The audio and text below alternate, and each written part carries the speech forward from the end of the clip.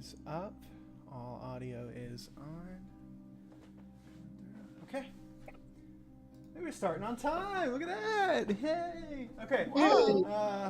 It's so unlike D&D. Oh, Ghost typed yo into the chat. Yo.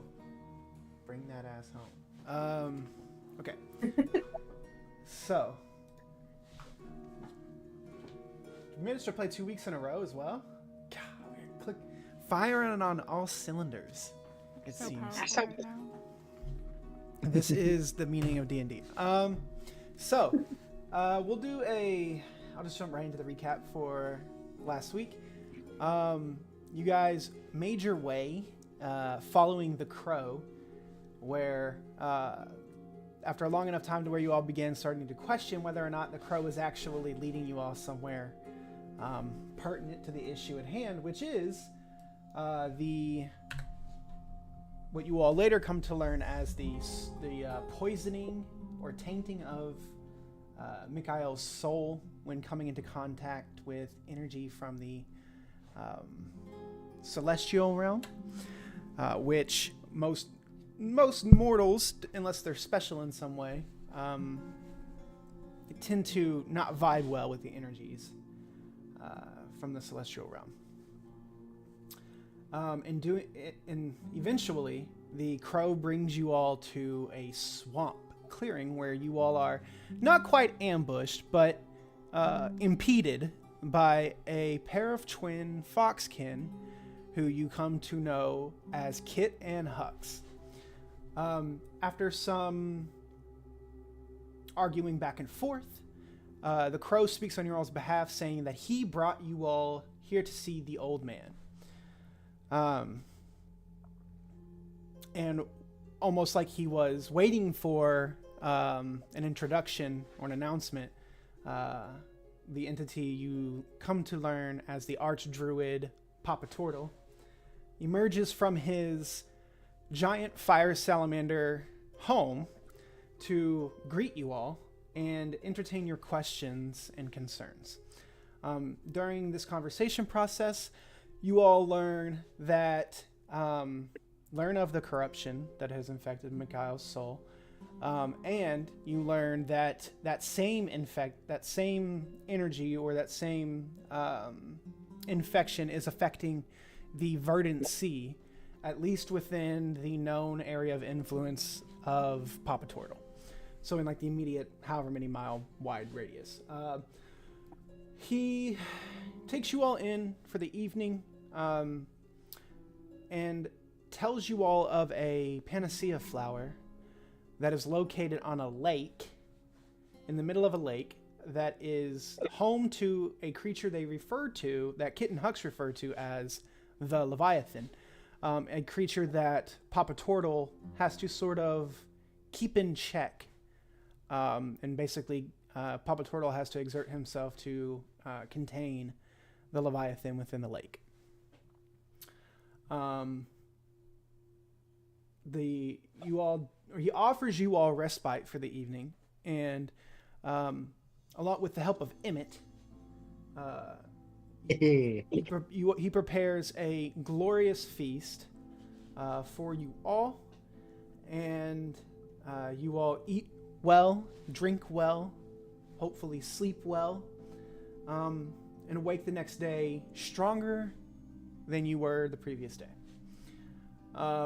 He puts together another good meal in the morning, telling you all that it's a feast for heroes. And you all are introduced to the Squirrel Ranger Theodore. The squirrel person. I don't know, like Foxkin, Squirrelkin, I guess, whatever. Who stands almost about the same height as Emmett. Very stoic in nature and very cute. And you learn that he will be guiding you all at the behest of Papa Tortle to the lake.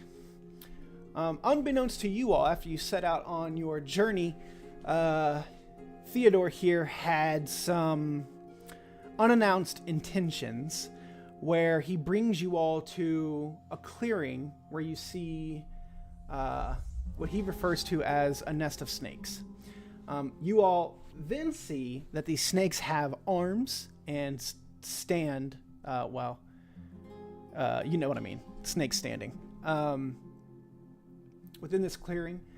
And you all sort of have some choice words for Theodore, where he tries to placate you all with the with how these people are sort of these snake people are sort of plaguing him, and him trying to be proactive about the defense of Papatorial's swamp. And he also tells you all that there should be, or that there is, loot to be found within their nest, because you all wouldn't be the first rodeo for them. Some of you begrudgingly so, some of you all a little bit more eagerly inform him that you're going to help him, that you're fine with helping him. And you all proceed to ambush the nest of snakes. With the liberal use of fear from various sources within the group, you all managed to turn what could have been a deadly fight into something that was a bit more manageable, where most of them had either not the chance to attack or were put at a very strong disadvantage. Theodore you all whittle the group down to basically the last snake person, which is one that looked different from all the others and the only female amongst them. She seemed a bit stronger because she had the ability to use some magic.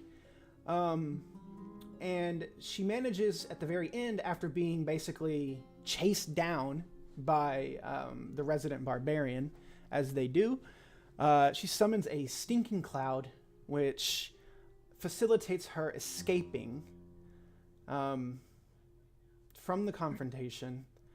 And as Durkin and Theodore and Mikhail bravely venture into the gas to see if they can find her, Theodore, after the DM rolls a natural 1, slips and falls into the open mouth of the fallen stone giant here, or giant made of stone. And that is where we ended, where we hear a thud after hearing Theodore's screams do the Doppler effect as he gets farther away as he falls.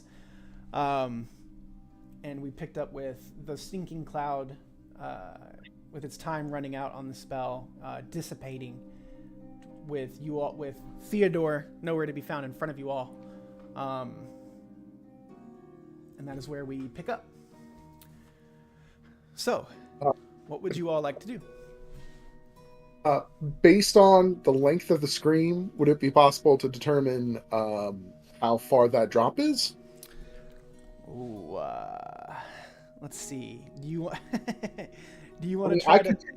Was your sweet nature skills? I was gonna say, like, Joe the engineer probably knows how to determine that, but so let's do a... Like Astro know from music-y stuff? Like, might she understand the echoes of that? Ooh. Or, sorry, rather, Ira?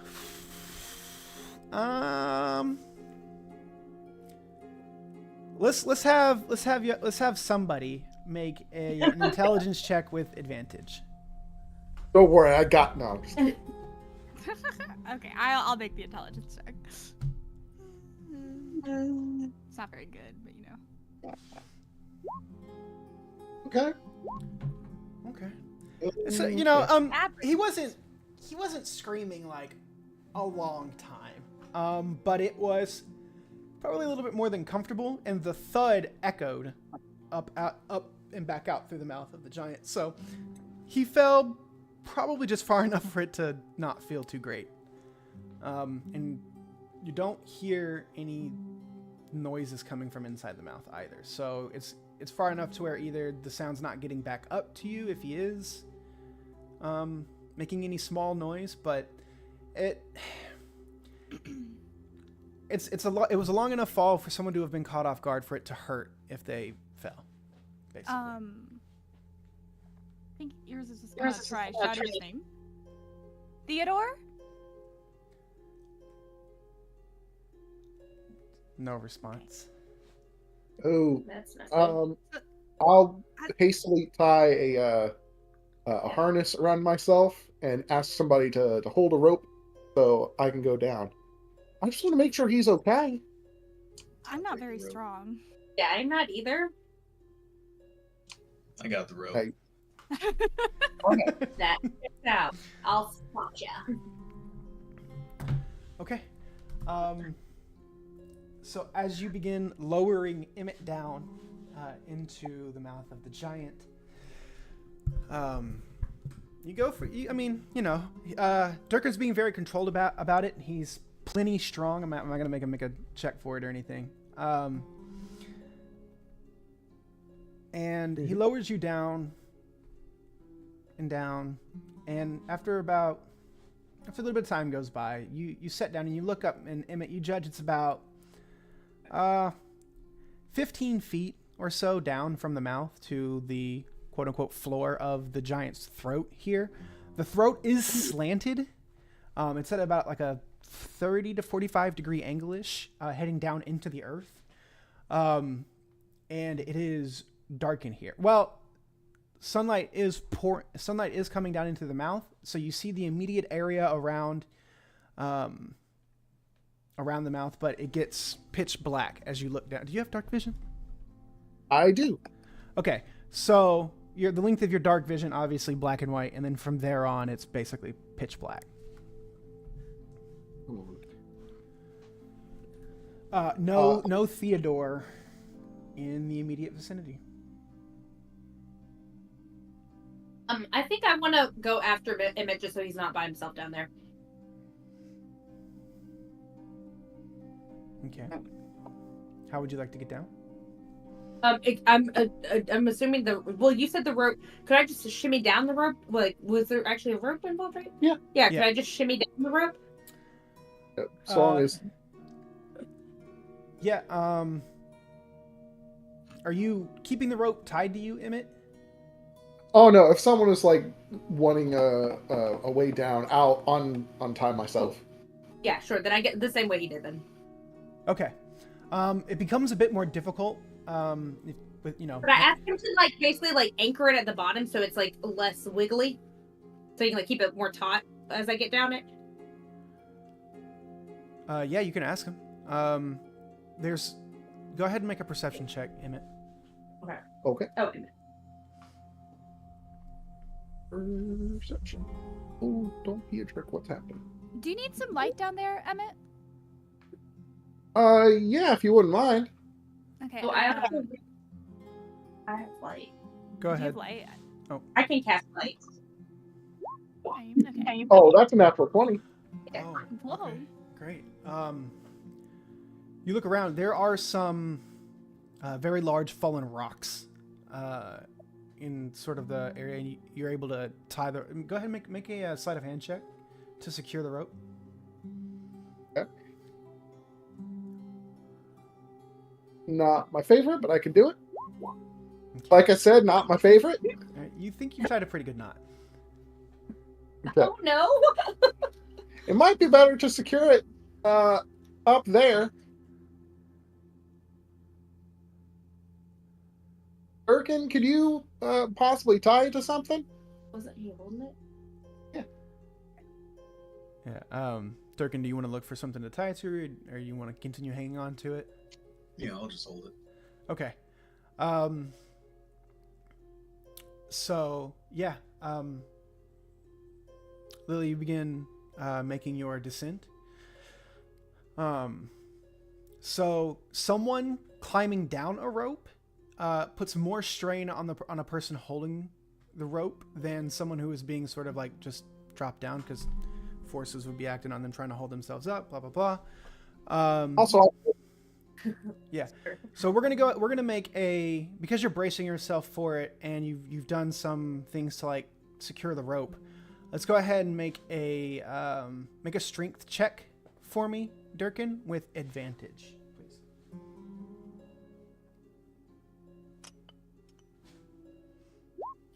Nanny. All right. Yeah, Durkin gets a big wide base, bends at the knees a little bit, straight back. Perfect tug of war posture, and you begin making your descent down there, Lily, and you get down there no problem. Can we like see if we can like hear any possible like other snakes or anything like that down here before we like? I'm thinking about like casting light, but I don't really want to necessarily attract a bunch of enemies if it's possible that they're down here. Sure, make a perception check. Okay. Can I help her with that? I don't know how you would help her hear something. Some it's going to be just an individual check. Okay, that's right. Would you want to roll too? No, that's Okay. fine. Are you sure you don't want to roll too? Is it alright if I roll as well? Yeah, sure. Okay. Well, hold on. You made that perception check earlier. No, that Yeah. perception check would cover it as well. Oh, that's right. So I'll give it this information. So, pretty good. Okay. All right. You listen. You listen for both of you. Just kind of sit still for a second. Try to take everything in. First thing you hear is a little bit of falling dust and rubble from Durkin, like digging in up top, and then you push your senses past that, trying to listen for maybe Theodore's high-pitched squeal or loud hissing of a snake. It's quiet for a second, but then something does approach the periphery of your senses. However, it's not what you were looking for. Both of you hear a discordant rhythm, almost like a heartbeat. And it sounds very familiar. You heard it coming from the tree at the temple. Is it like the 5 beat? Like It is the 5 beat, the 5/4 beat discordant rhythm of ruin. Can we tell like how far away that sounds like It is echoing up from the chest, directly down into the earth. I'm gonna And then, sorry, 1 second, sorry. And then at the end, after focusing in on that, you hear ever so faintly the high-pitched squeals of a squirrel echoing up from below as well. Oh, so we need to go further, right? Okay.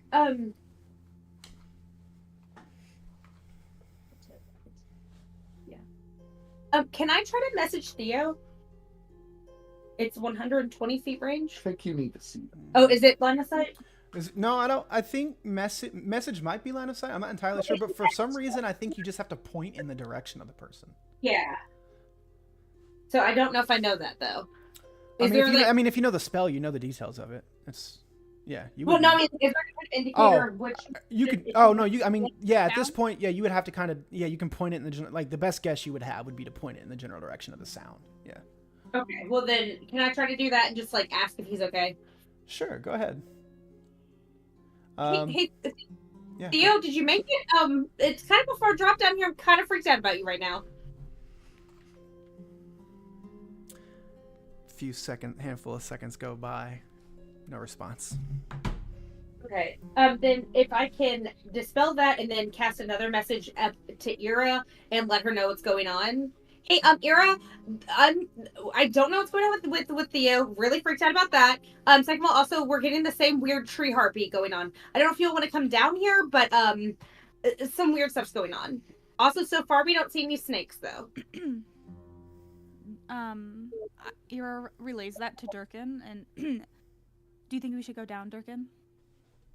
I think we should join them. All right. Do you feel confident to relay me down and then jump after me yourself, or? Yes, please, ladies first. Thank you. Okay. Ira's gonna climb down the rope. Okay. The natural 20 that he rolled earlier will apply to all of this going forward. So you all make your way down perfectly, and then Durkin, how would you like to attempt to get down? You say how far of a drop is it? 15-ish feet. I could try and catch you. I'd love to see that. Can I jump that? Like, no problem? I mean, you can fall, and I'll make you make a dexterity save to see if you like. Oh, you know. deal. Yeah. Okay. Yeah. Durkin just drops down. Go ahead and roll a dexterity saving throw. No problem. Superhero lands. No problem. Right onto the floor here. Yeah. So you all are now gathered in the throat of the giant. I don't have a map for this going forward because there's no way. I knew you didn't prepare. Yeah. So this is going to be the theater of the mind. So, I'm assuming you all are going to begin progressing down the throat into the abdomen of the giant. Yeah, we gotta save Theo. Also, just go towards that heartbeat because that seems like it could be important. Also, yeah. Okay. Oh yeah, and once the heartbeat is sort of pointed out to you all of you all can hear it.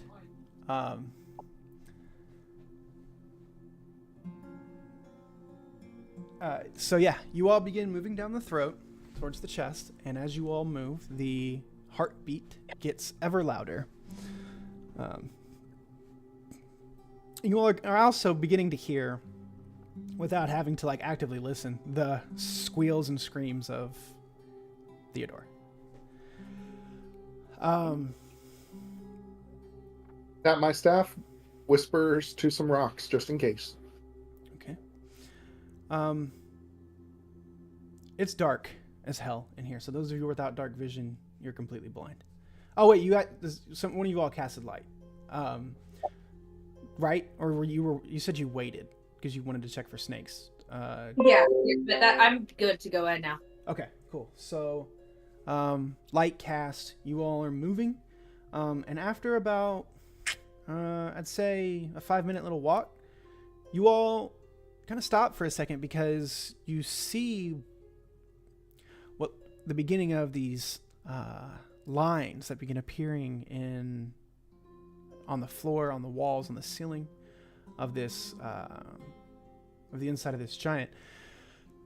At first, you're like, "Oh, what could that light be?" It's kind of faint. It's not super duper bright. And then as you get closer, you see, essentially, in the branching, twisting, the branching but uniform paths of almost. The first thing that comes to your mind is, "Wow, that kind of looks like veins."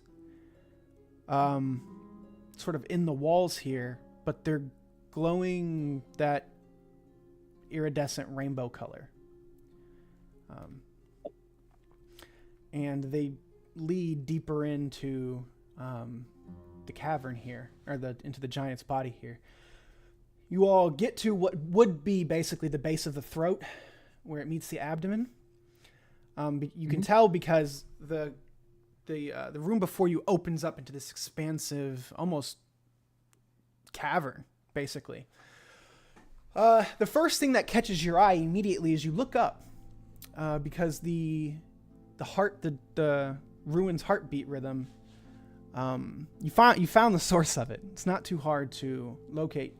Your eyes tracing the lines of the veins all roads lead to the center. Hovering in the middle of this cavern, where coming up from the floor, from the ceiling, you see the strata lines on the walls have begun converging into mid-air here within the cavern, where it is holding up for what looks like, all intents and purposes, a giant beating heart. It being held up here by the strata lines that have grown out of the ceiling and the floor. It is a giant beating heart that is basically pumping energy throughout the strataline veins that you all have been seeing here. Real quick, welcome in, Mikhail. Basically, the group jumped down into the mouth of the giant chasing after Theodore and have made their way basically to the chest, where they see a giant beating heart of the inside the giant's chest, a giant beating heart made of the iridescent rainbow energy, which you all know to be chaos energy from the celestial That's realm. awesome. I can't play. Oh, why? I can't get into my D&D Beyond account. Oh, what? Why? You should. It's what? It's not letting. I'm logged out for some reason, and when I go to sign in, the only options I have are sign in with Apple, Google, or Twitch, and I didn't sign in with any of those. Do you not see another? Nope. Stream your screen real quick. It says new to D&D Beyond, sign up. D&D. Hold on, I'm opening an incognito to see if I can sign in. Oh, do sign in with Wizards. I don't have a Wizards. I don't have a Wizards.com email No, address. no. That's just your. It should. No. It's not. Just Try type in your email Okay. and password. Okay. Yeah, on sign in with Wizards. Sorry, No, I- it's okay. It's sorry. okay. I've never had to do this before, It's so I fine. was freaking out. Okay, while you log in real quick, I'm gonna get a drink real quick. Sorry. Wait, I'm gonna get some more tea. I'm gonna get some more tea.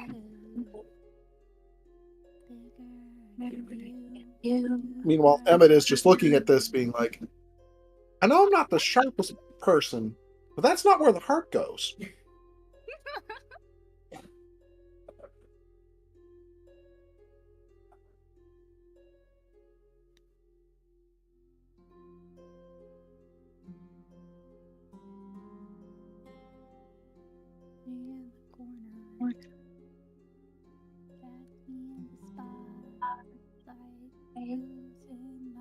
My religion.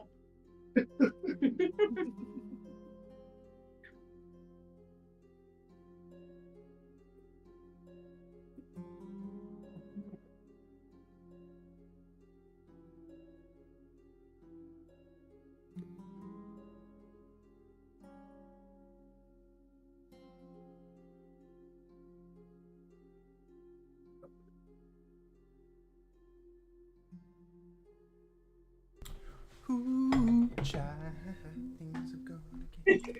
Did we figure it out? No, but I'll get there eventually. Oh, okay. You can still. I mean, you can still play. You just get into roll 20, and then, you should be able to like do stuff through there. Yeah, you won't know all your bonuses, but we can just make them up. Not like I do anything other than just throw knives at things. Yeah. I'll figure it out. We could say your stats are corrupted. Yeah, but it's Yeah. mine. Yeah, you are kind of like. I am kind of dying right now, so. Yeah. That's true. Okay. Yeah, so heart situation instead of the giant. And then your eyes track down to the base of the strata where you follow the squeaks and squeals, and you see Theodore, who has been basically is being constricted by the female serpent lady. You see she has her fangs bared, long and pointy, dripping a blackish green venom from her fangs as they are poised over the neck of Theodore. And as he sees you all, you hear a loud hissing noise, like a sequence of hisses. And Theodore goes, she says, stop right there or she's gonna bite me. And you can see he automatically gets very calm when he sees you all. Yeah. I'll lay a hand out just to like steady people behind me. All right. No need to make a fuss. Does the snake lady still look hurt? Make a medicine check. Okay,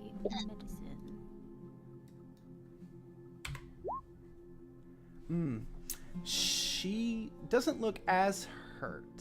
She's still got a little bit of bumps and bruises, maybe a cut or two here and there. But she looks a little bit better off than the last time you saw her.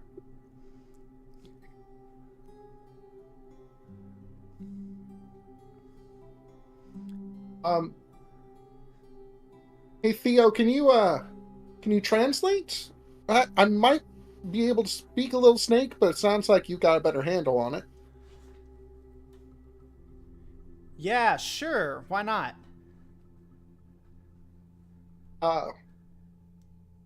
There's What does she want?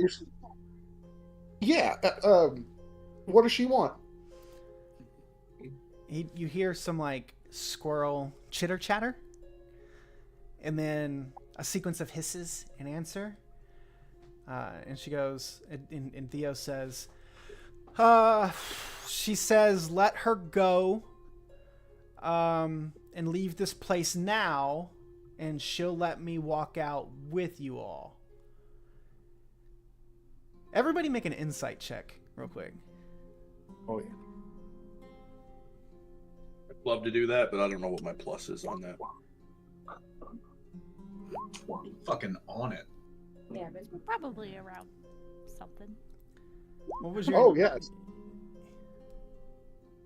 Oh, I think Wouldn't have mattered. Yeah. I think it's a 6 plus 6, so I would have a 12. Let's see. Durkin and Emmett, especially you, Durkin. Well, yeah, I'm playing to Emmett. Theodore does not look worried at all. He looks more inconvenienced than anything else because he's kind of constricted here. But he's sort of doing like he's looking at like Emmett, you can tell, but Durkin, he's looking directly at you, and he's giving you like the look. Like he's giving you like the do it look. I'm gonna do it. Okay. I'm gonna do it. What are you gonna do? I'm gonna hit it. Okay. You see Durkin in a flash leap out at towards Theodore. And you all sort of like gasp in excitement or shock or whatever. And and you see the snake lady sinks her fangs into Theodore, and he squeals in pain. Durkin, go ahead and make your attack with advantage. Thank God you said that. Okay. okay. Roll your damage.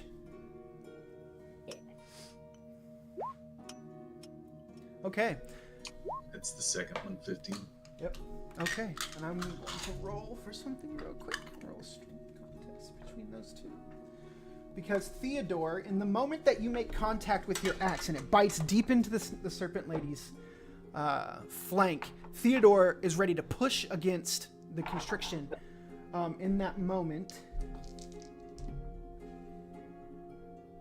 And he wins with a 13 against 10. Woo! Theodore manages to, in that instant, in her moment of weakness, you hear you're close enough, Durkin, but you hear a pop, like a popping noise, and you hear like another little squirrel, like squeal, like a small one. But Theodore, in one move, jumps out, lands, and then between you two, begin hacking the serpent lady to pieces.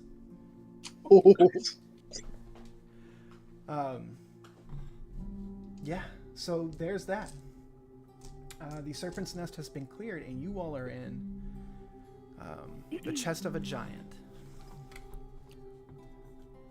Oh, well.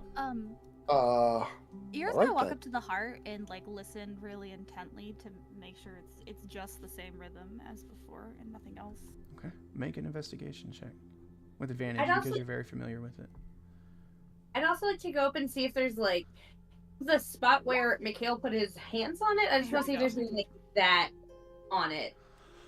I won't even make you roll for that. The entire lattice work of energy here is made completely of the iridescent Okay. rainbow energy. There, yeah, where it was like a little spot on the tree that managed to corrupt it or whatever. The entirety here, like you see veins, arteries that lead into this beating heart, and the heart looks very much like a human heart. And yes, with your investigation era, it is the exact rhythm.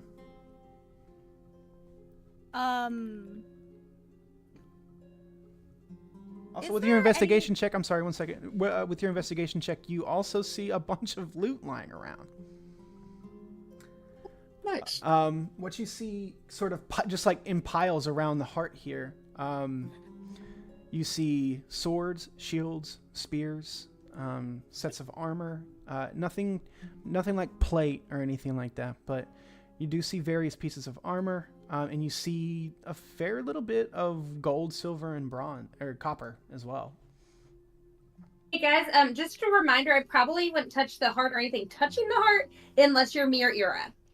A heads up, I don't. It probably isn't good. Anyone who's not celestial. I thought Ira's gonna start knocking the March of Honor on the heart. Okay. I guess you are. Make a performance check. Okay. If I roll below a 10 on performance, it automatically becomes a 10, by the way. Oh, so, okay, so it goes up to 1 to a 12? Yeah, I think, isn't it? Or is that the wrong? Let me double check that it's performance. Well, it's okay. The 11 either way beats the DC. Tapping the rhythm for you is not something that's overly difficult. I was looking for, like, if you, like, rolled, like, a 5 or below, that you'd, like, fuck it up. But anyway, yeah. So, Ira begins sort of just beating the rhythm into the heart. When you finish the first set of 4 in the Rhythm of Honor, time sort of stops for you for a second. And all of you, like from the outside, what you all see is Ira's radiant form that she had like activated earlier. You see her wings just unbidden unfurl out behind her. Her skin begins glowing luminescent with gold white light. You see a halo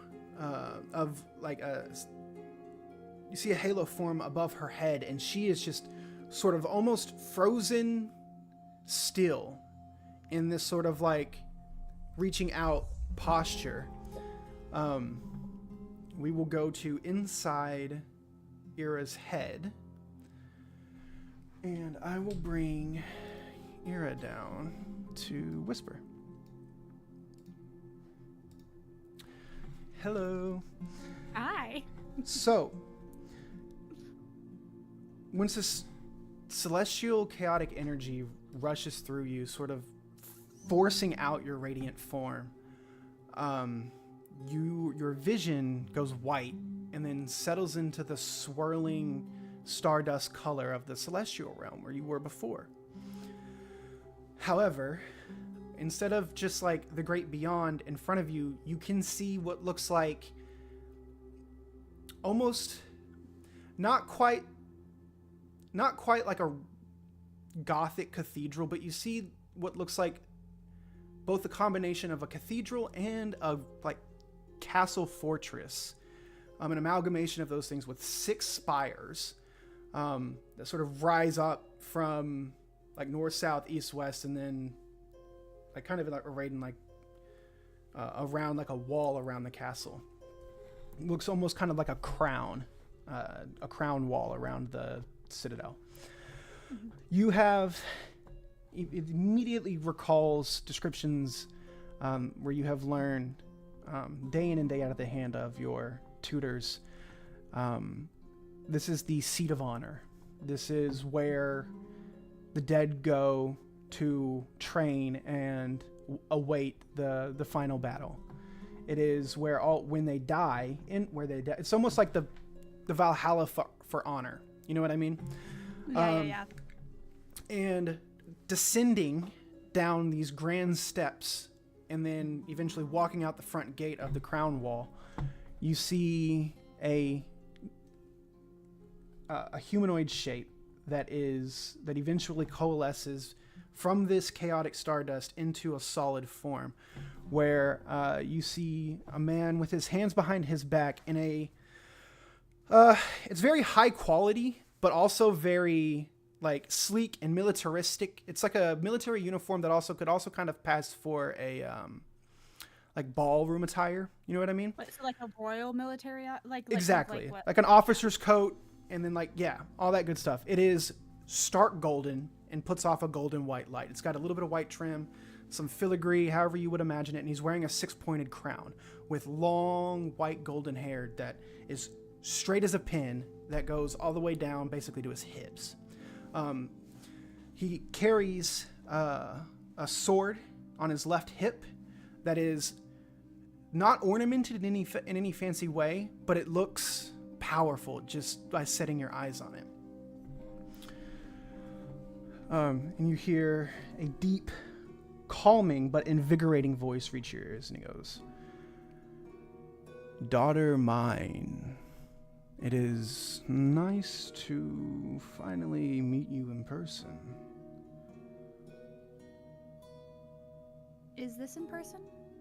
Well, as close to in person as a mostly mortal being can do. If I were to show you my true form, suffice it to say, it wouldn't go over very well for you. Mortals don't have the capacity to interact with gods in their true form. This is an avatar, if you will. A form subdued enough for you to interact with. We don't have much time here, so ask your questions of me. Why am I here? You are here because you have connected to the true source of our power. Pure, unfiltered, unfocused, chaotic celestial energy.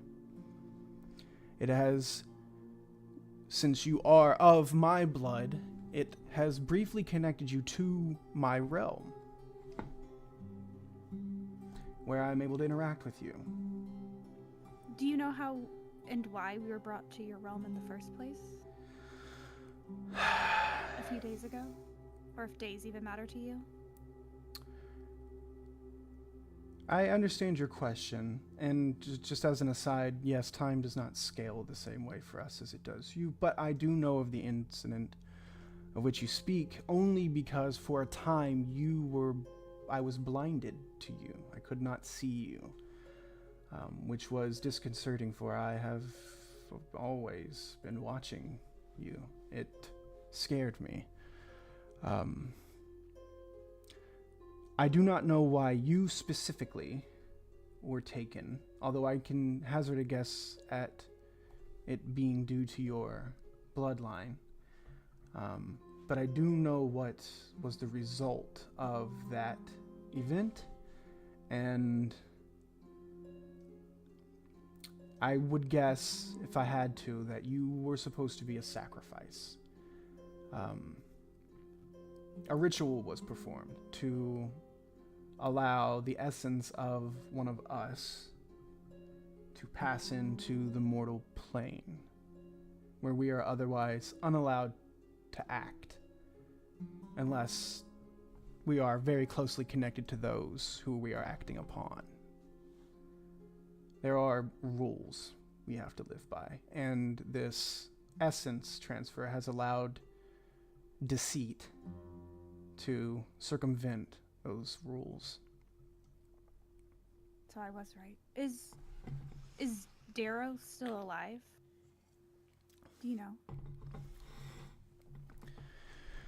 Unfortunately, he is. It would probably be much better for him if he wasn't. However, he is... Well, imagine he's probably riding in the back of the wagon, with the wagon is his body, and Deceit is now driving the wagon. He's still there, but he's not in control. Do you know what Deceit wants? No one knows what Deceit wants. I've spent my entire existence trying to figure out and fight that one. He has been a eternal thorn in my side. It is impossible to know what he wants. What do we do?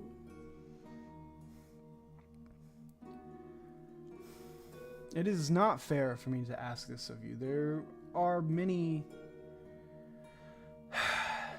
You said we had limited time. Just ask me. The easiest way to do this would be for you to perform the same ritual that was performed earlier, and to allow me to pass into your body. However,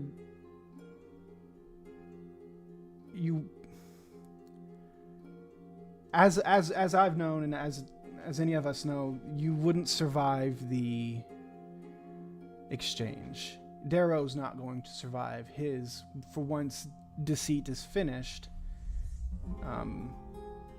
basically your body will burn out. Even if you are of my blood, no mortal body is meant to hold us. But it would be the easiest solution, because then I could act directly and hunt Deceit down and take him out myself. However, that is something you would have to permit me to do. I can't just take your body. And you would have to perform a rather extensive ritual that requires a fair bit of power and sacrifices. You would have to sacrifice those of the blood of my enemies, which would mean Deceit and all the others. You would need to find people of their blood to sacrifice. Quite frankly, I don't know how you're still alive. Something must have happened. Something must not have gone right with the ritual. I'm not sure. Maybe it didn't complete itself. It's the other thing I've been contemplating. With you all still being alive, that means the sacrifices weren't made. That means the ritual was not completely finished, and therefore there might be a crack that we can exploit. However, this is outside of my realm of knowledge, and it would take a fair bit of inspiration for you to find the answer. Inspiration.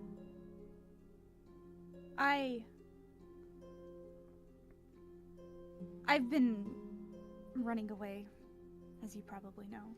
I do. If the ritual is what needs to be done for the world not to end, I suppose I can stop.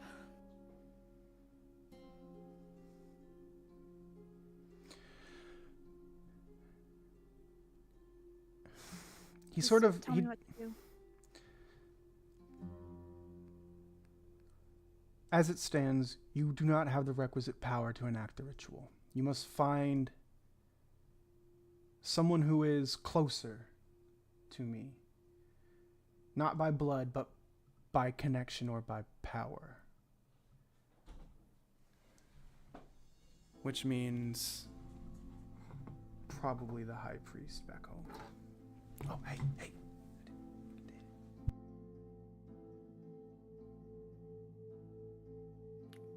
I know that sounds awful, and far be it from me to be the hypocrite to tell you that you are honor-bound to do so. That sounds gross for me to say, even by myself. I won't force this on you, Ira. You have to make the decision for yourself. However, if the time comes, I will seize on the opportunity if given to me. All right. I guess I have to return home. Ira, I am, however, honor-bound to tell you that there are possibly other ways to do this. And I wouldn't lie if I didn't want you to try. I created you for a reason, and that reason is not to bring me into the world. I do not desire that.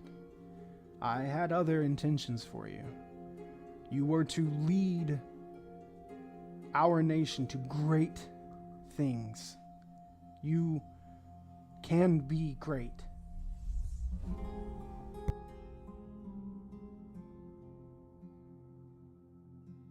I don't want to sacrifice myself either, but I will if I have to. I'll try and find a way to contact Inspiration. I release you then, daughter, and you have my respect and my gratitude. I am proud of you. Thanks. He gives you a bow of the head. And he turns his back and he looks back at you. And a crack forms in his cheek, and he sort of winces. And it looks like he's kind of struggling, but he gets out and he goes, "The rhythms are important. Learn them deeply. and white flashes. And you are sent back into your body. And we go back.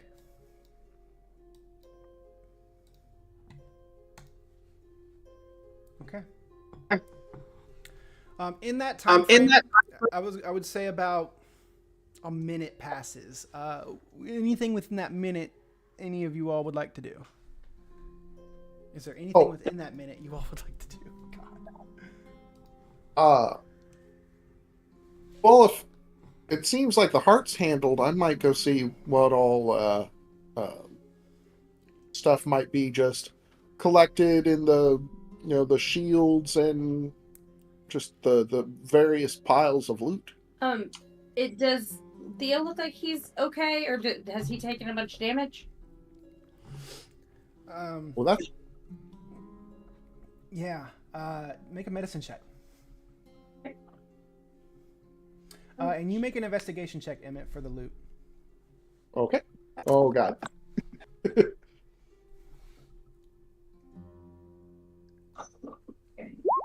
Okay, medicine, I'm assuming? Yep. Okay, cool. Okay, can I help him look at the loot? Sure. Can you roll with advantage? Lily, you go over to check on Theodore, and you see 2 big hole punctures in his neck with like this black-green ooze sort of leaking out of it. And you're like, oh God, that looks awful. But then Theodore sort of just like looks at you and smirks and he goes, Hero's Feast. Okay. I don't know what that means. Can you heal yourself, or do I need to heal no, you? it's I'm fine. They're immunity to poison. Doesn't look it, but okay. Yeah, no, I think that's the poison being pushed out of my system, actually. Cool. Yeah, I'm okay. That's positive. No, you're fine. Save your jazz. It's fine. Jazz. Emmett, with your investigation check, like I said, you find various short swords, long swords, spears. If you guys want to pack them out of here, I'll give you a count. Just let me know. 100%. Okay.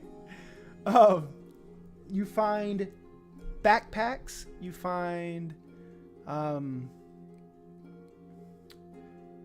roll a D100. I'm gonna look at all the backpacks, looking for a special one. Can I also look, or did I spend my time looking at Yeah, this is within that minute of sort of era being frozen. Is that it? There you go. A 14 on the Ooh. Okay.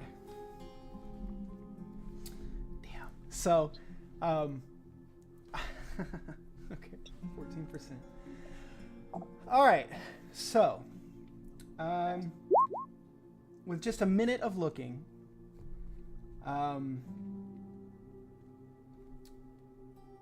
you find 167 pieces of gold, 387 pieces of silver, and 622 pieces of copper. You find 3 short swords, 2 long swords, 8 spears, one set of leather armor that looks just made for a normal human. You find a chain shirt. You find a ton of empty backpacks with some like very old and rotted rations. You manage to find 3 regular healing potions. Ooh. As well as a bag that looks slightly different than the rest of them and seems to hum with a source of power. I want the bag. Okay. I really hate to do this. Can you say all that again? Maybe. 167 pieces of gold, 387 pieces of silver and 622 pieces of copper, 4 short swords, 2 long swords, 8 spears, 1 set of leather armor, a chain shirt, bunch of different bags with rotted food in them, and like sleeping bags and just, like adventurous kits. What was the other thing? 3 healing potions and a fancy looking bag that hums with some kind of power.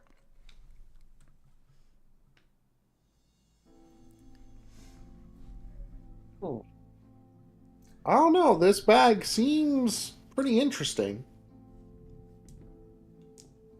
I'm taking the bag from him. All right. Like, I'm not even I'm just walking up and snatching it from him. I will say this, you wouldn't know any, unless he like obviously said something to the group about it, you wouldn't know. I'm sorry, what? You're not looking for the stuff. You don't Oh. know what yeah. Okay, he fine. was doing. Oh, hold on just a sec. Let me just do something real quick. Okay.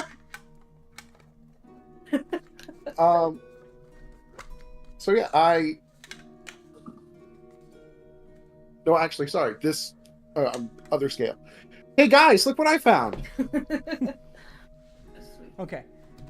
Now you can see everything. You can get your bag.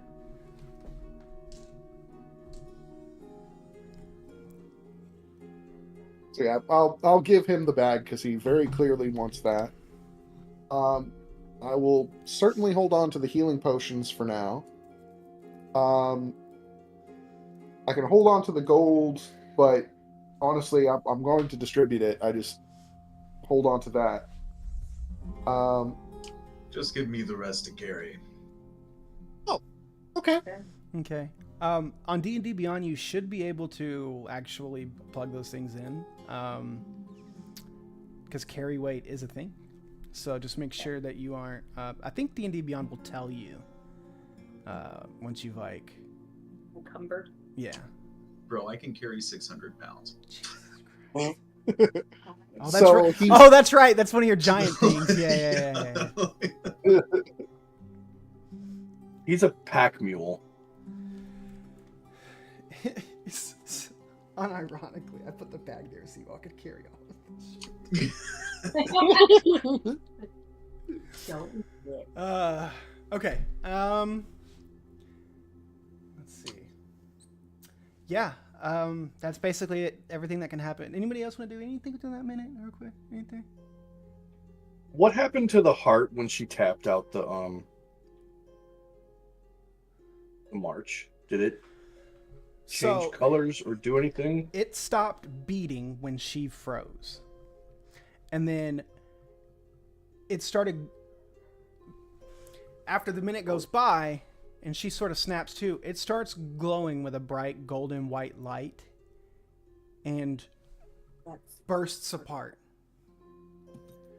The lattice, the golden white light click, like essentially, like you see the golden white light begin to like dissolve the heart, and then it pops with a burst of energy, but that golden white light continues to flow through the lattice work of veins of previously chaotic energy, and you see it turn, and as it turns into the golden white light, it recedes away, clearing out. You all can swear you hear a very distant but deep, almost like it's rumbling up from the earth, a moaning sigh. And you swear the cave sort of shrinks in on itself a little bit. And then goes still. And Ira, like, you shake your head and blink your eyes a little bit.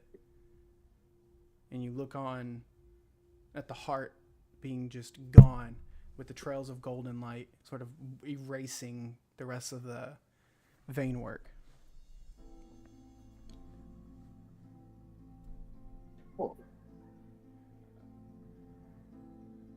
Ira's just like staring at where the heart was.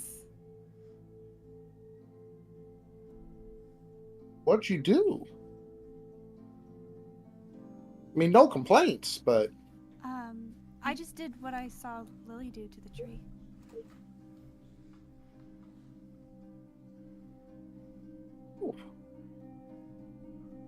Good job.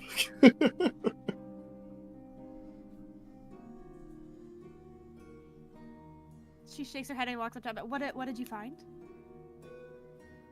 Well, a lot of bits and bobs, a couple of discarded swords and spears, some money. I hear that's important, and a bag that well, he has it now.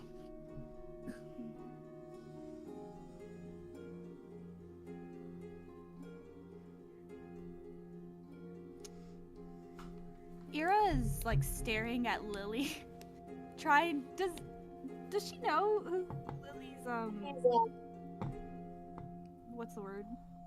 Godly father is? Matron? Yeah, matron, yeah. Matron? I would have said it. You Yeah. said you would have said it? Yeah. Honestly, Lily doesn't really have secrets. I don't think she cares. She's just down to just share everything. And it is Mahalam, right? Yes. Ira's gonna walk up over to Lily. Okay, so in that moment, since you're kind of, you seem a little flabbergasted, I'm gonna go and message you so we can just, in case you want to do it in private. Oh, all right. Oh, Celestial Sisterhood girl, what's up? Has your mother ever talked to you? Yeah. Whenever I touch the tree. I'm kind of assuming that's what happened to you. That's why I was just kind of letting you do your thing. Yeah. He told me that Mahala might know, how to deal with deceit. Did she say anything about it? I don't remember. I don't think so. I remember she said that basically that. I remember she basically said like the reason I could touch it was like our celestial heritage. Mm-hmm. What were you told? Well, I asked him. He told me the same thing about why I could touch it, but I asked him some questions. Like, out of character, it's been 2 weeks. I don't know if I remember everything. So if you tell me more, it might jog my memory, to be honest. So no, it's fine. She didn't know because your interaction time with Malaham was significantly shorter than. Yeah, I didn't. Yeah. Ask really. Well, yeah, you also weren't given the opportunity to. There was a noticeable, like as DM to player, there was a noticeable length of time difference and strength of interaction between you two. That differs from Ira's. So I don't know. Is there anything that you feel comfortable telling me? Well, he told me that Darrow is a vessel for deceit. Okay. And that we were part of a ritual and that we should be dead. And that us not being dead means the ritual didn't work completely and that there may be a way to defeat deceit without doing something extreme. Just to clarify, just since he was talking about like vessels and everything like that, when you say that we are part of the ritual, is it the whole group or just me and you since we're also celestial born? I'm assuming all of us. Why would the other three? Well, just because like he was specifically looking for a vessel and then he like turned to me and you like was saying that we were the only ones that could be his vessel because of our celestial blood. Okay. But he said that the ritual you have to sacrifice the blood of his enemies. And obviously me. But there must be more than that. That's enemies of deceit. Right? Okay. Yeah. So, Mikhail and Durkin and Emmett, there must be a reason they were chosen.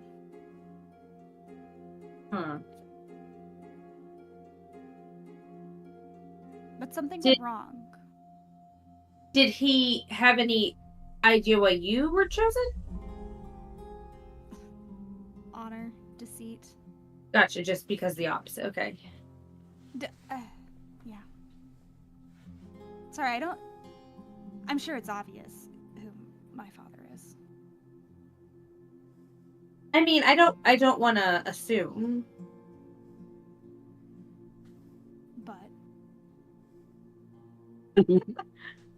But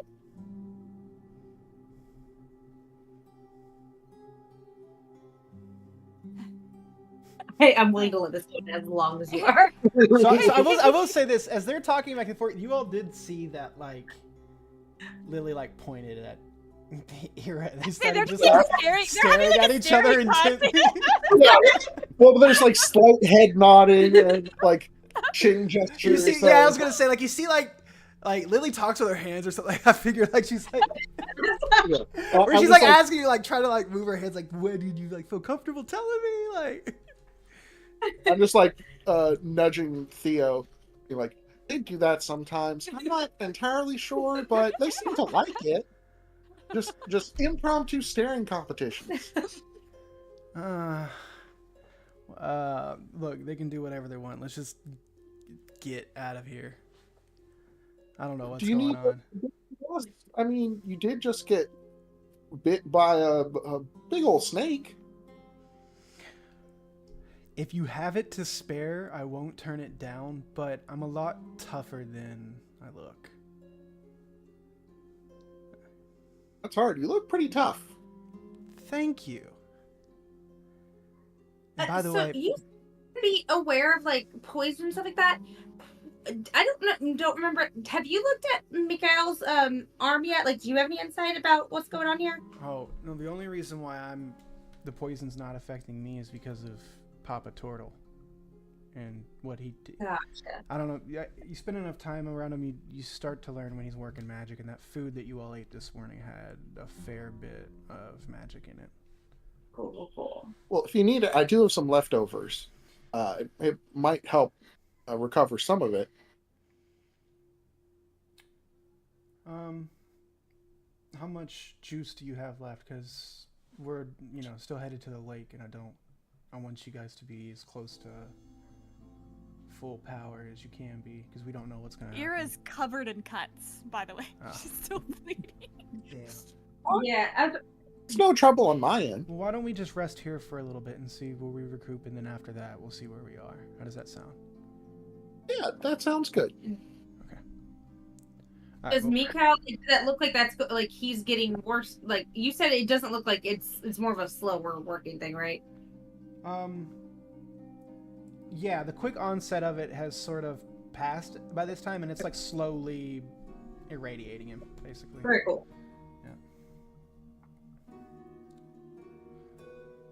Okay, well, we take that short rest real quick. I'm going to run to the restroom really quick. Okay. One thing that's cool, because I cooked, I am a chef, and as part of a short rest, anybody who uses a hit die to heal themselves regains an additional 1d8 HP. Let's go. Sick. Okay. I am going to use hit die, and then I roll a d8, an extra one. Yeah. I'm only at 6 though. You only. Okay. Yeah, 22. Then yeah, I'll just roll one. Oh, that. Did I do it? Yeah. Right. Yeah. I can gain back 7. Yeah, you're back. Yeah. Okay, so. Is it an additional? Ooh, those were good rolls. Let's go. Yeah. Heal 15. I mean, sorry. 18. Okie dokie. How long Hey, are has you it back? been? Yeah. Wick, can you look at my my character sheet and tell me what I'm creating a new character sheet right this second. That's a really good point. I could just screenshot your character sheet and send it to you. Oh, yeah. It's the one without the exclamation point on the back end.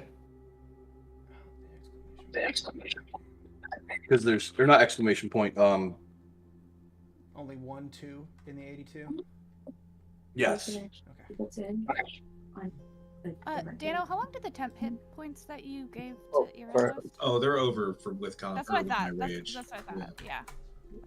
I was making sure before I erased them. Mm-hmm. Okay, let's see.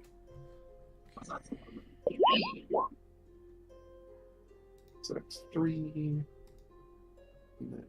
Oh, Dano, you got the list right for me. I did. Thank you.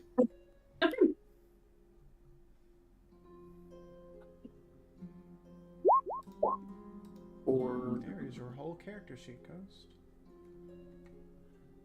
7. Yeah. And then 1d8.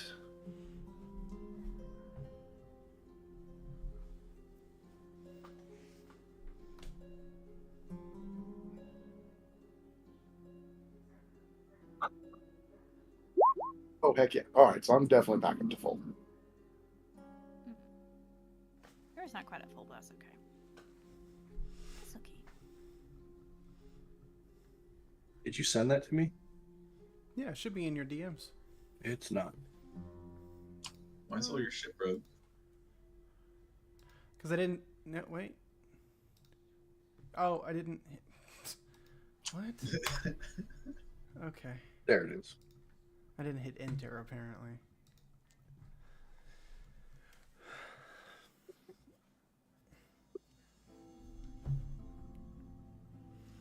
Okay. So, we have taken a short rest. How would you all like to proceed from here? Well, I might also give a treat, honestly, to Oh, to the okay. Yeah. Okay. What um, is that? so just I have a little bit of extra leftovers that I can give to you, which is a bolstering treat. Because I had 1 or 2 things left over. You can use a bonus action, eat it to gain 2 temp HP. Okay. Cool. Thank you. I've got 1 more if somebody else needs it. I feel like Ira keeps taking the most damage. I don't know what you're talking about. I just don't want you to die. Well, I'll give the other to you then. What does it do again? Painful. It's a bolstering treat. As a bonus action, you can eat it to regain 2 temporary HP. Okay. The temp HP lasts for 8 hours.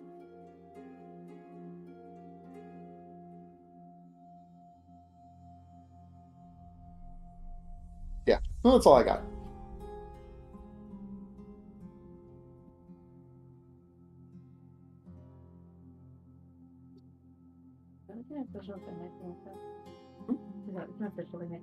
Or do I just need to like pick it out? Oh, it's just should be a little thing for temp HP. Oh, cool. Did you see this? Perfect. Thank you. I'll go up later, but for right now it's just 2. It's just a couple of those candied petals. Choose enough to keep me alive. I'll take it.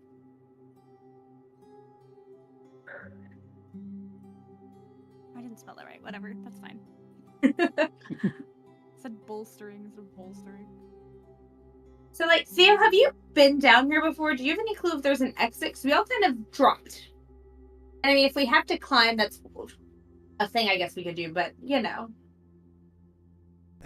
Theo kind of ponders for a second. He goes, no, I've never been able to make it into the nest proper. However, anatomically speaking, theoretically, there's 3 exit. 4? 5? 6? There's a bunch of orifices we could maybe get out of. Let's just go back the way we came, I think. Maybe an ear. An ear's less gross. Okay, yeah, back the way we came. He sort of like gets up, sheaths the sword on his back, starts just, pitter pattering up the. You guys jump up. So, having not secured the rope to anything above, the rope has fallen down into the throat where it was secured at the rock by by Emmett.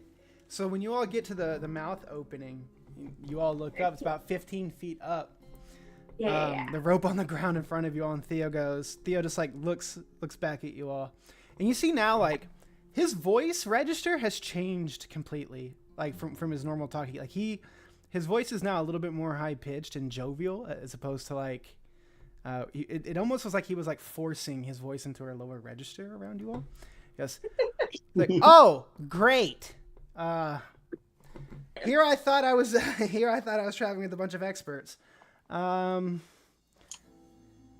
never been here before. Yeah, I'm gonna gently pick up Theo. Wait. Hold on, big guy. You didn't ask for consent to do this. Nothing. You will go to the top, and I will throw you the rope. Yeah, all right. Hand me the rope. No, I'll throw you up there first, and then I'm gonna give him a quick toss. Make a strength check.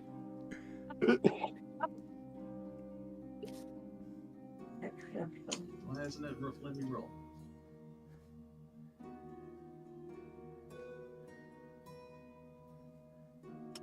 There we go. Okay. 20. Okay. Yep. You almost like, and Theo's like braces his feet against you. Like he knows what's going on. As you are lifting up, like cheerleader style, to like vault him up, he kicks off against your hands and just soars up beautifully into the mouth. He actually does like a little like pirouette when he gets to the top. A little bit of flair. Yeah, he goes. You all see the rope go taut as Theo disappears at the top, and he ties off the rope. And he comes back to the edge, and he's like, "Should be all good." Right. Who's next?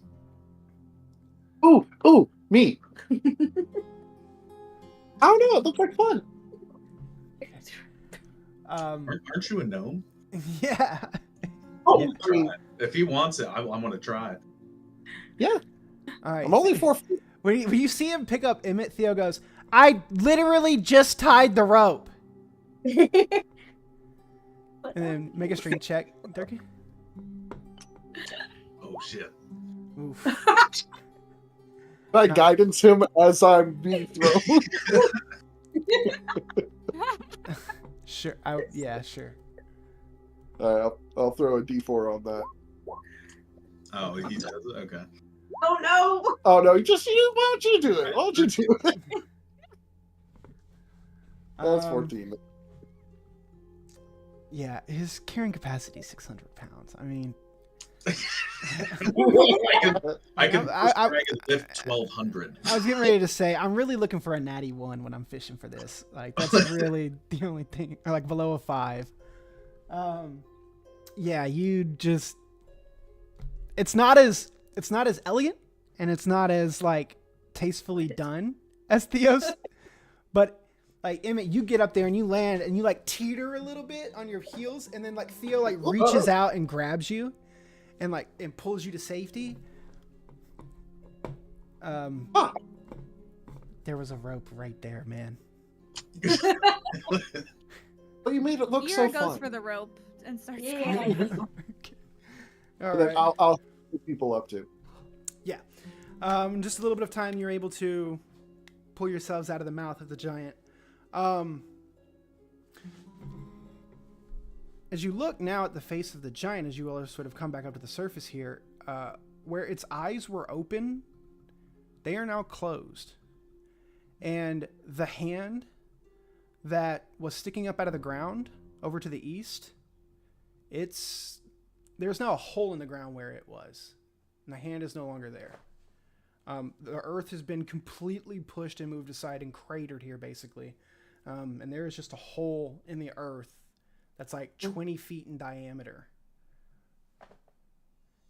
Does its face at least look peaceful?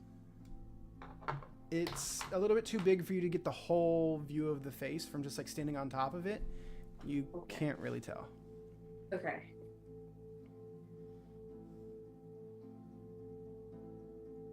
You can swear Does that the body is also sunken into the earth a bit more. Like you can just, overall it feels lower. Does the face look like some kind of religious face? Like, is it does it look recognizable? That's the Make word a I'm trying to religion or a history check. Did the mouth change at all? No, the mouth stayed open about its same. The mouth looks almost like it's yelling, like if the mouth would be open to like a guttural war cry almost. Okay. It doesn't look like any No. religious figure that you know. However, it does look a little bit like Durkin. In the way that, like, you know, people who come from the same region kind of share some similar features. Like the shape of the nose, the set of the brow, the thickness and squareness of the jaw, these are sort of traits that are shared between it and Durkin.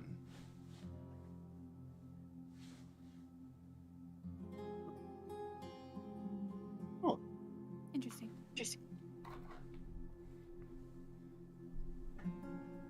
Shot in the dark, but this is not something that I would have come across at all, just being in the woods, right? This is alien, I guess, to the This is verdant sea. completely out of place here. Okay. I will say this: now that you you're like, whoa, look at the hand. The earth around this giant stone giant, Mhm. it looks like something had erupted up out of the earth here. Ground, not earth. Whatever. Astra, out of the Astra. But the idea is this thing. You all are all gathering that this thing was emerging out of the ground here. Like, it's not something that fell here and has been grown over for centuries or whatever. Because the stone, it doesn't have the natural wear of, like, years and years of like plant growth and rainwater, and there's like no visible signs of erosion here. This thing was in the process of pulling itself out of the ground, or erupting out of the ground here. Oh, And it's well, I'm glad we stopped that.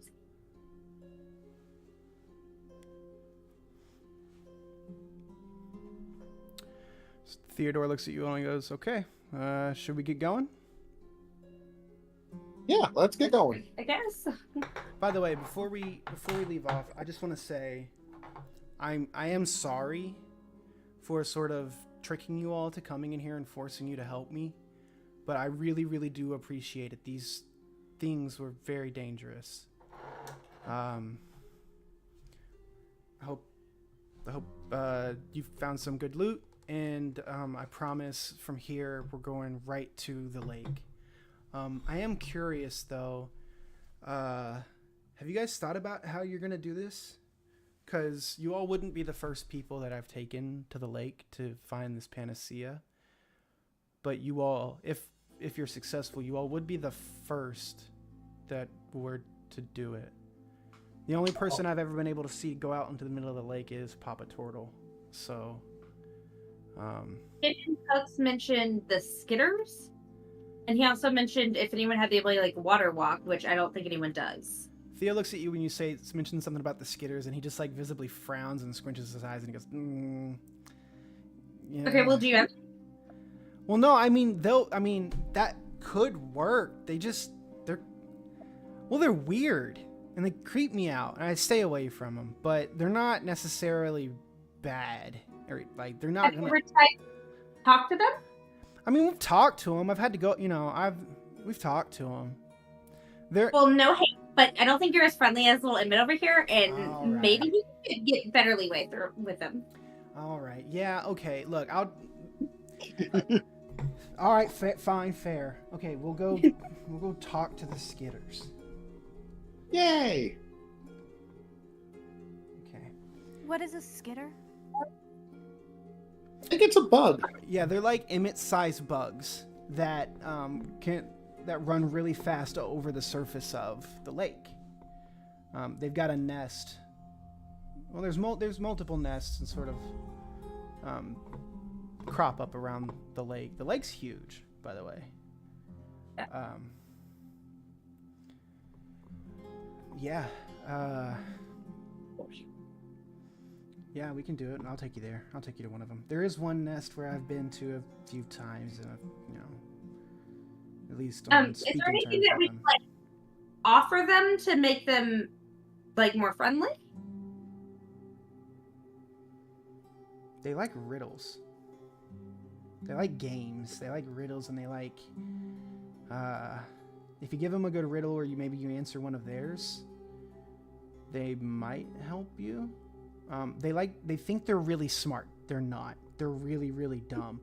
But they like to think they're really smart and funny. But they're not. They're really not smart, and they're really not funny, I promise. Have you ever answered a riddle of theirs? No, I don't like fucking riddles. What do I look like to you? I'm a squirrel with a sword, man. I mean, So you okay, just excuse me maybe for not should putting you laugh in a at their box. jokes, right? Well, they're not funny. Do you not? Okay, see, now I'm That's starting to laughing. get why maybe they don't want to help you get to the middle. I'm not gonna laugh at a joke that's not funny. That explains a lot.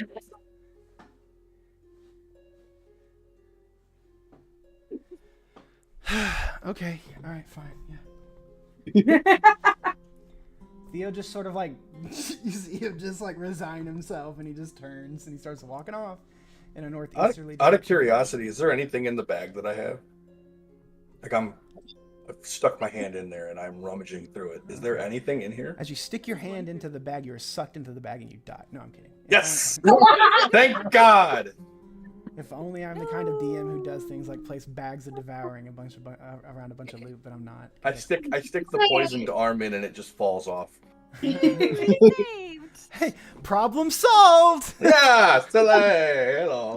So you reach your hand into the bag, and you don't feel a bottom of the bag.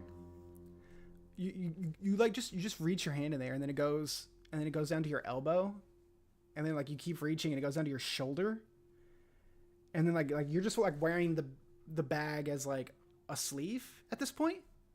You all see that Mikhail is like shoulder deep in a bag that's roughly the size of like a satchel, like it's basically the size of like a horse saddlebag.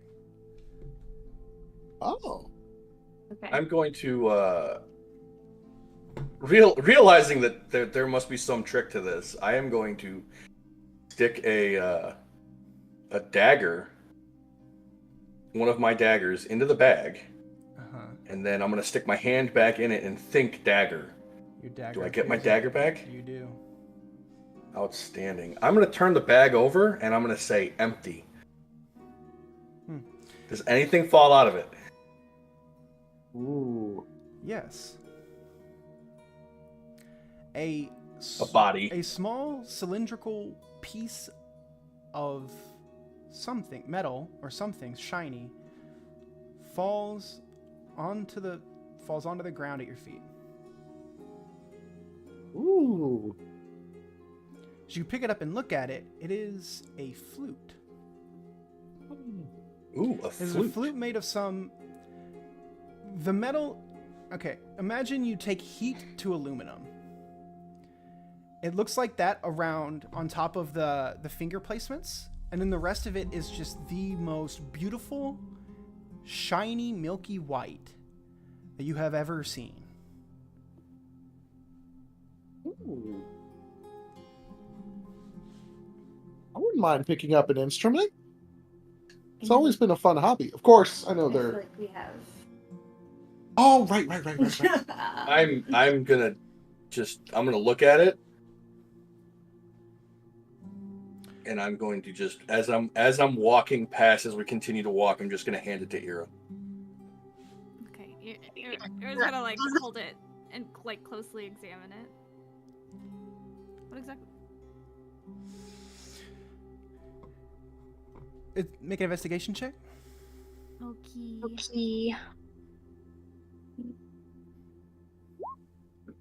What is it? Crit on that mug. All right, here we go. Okay. Upon further inspection, you see there are symbols engraved into the finger placements. You do not immediately recognize the symbols, as in they're not letters. They look like a rune of some kind, although you don't rightly know if it's an arcanic rune or a divine rune. It just looks runic. There is a sense of power that emanates from this flute that resonates very similarly to your connection to arcane magic, and your source, like the source that you draw upon. You feel like when you place your fingers on the finger placements, they feel almost like at home. They feel, and it's almost like they are shaped almost to fit your fingers perfectly. You blow into it and it makes just the most beautiful sound.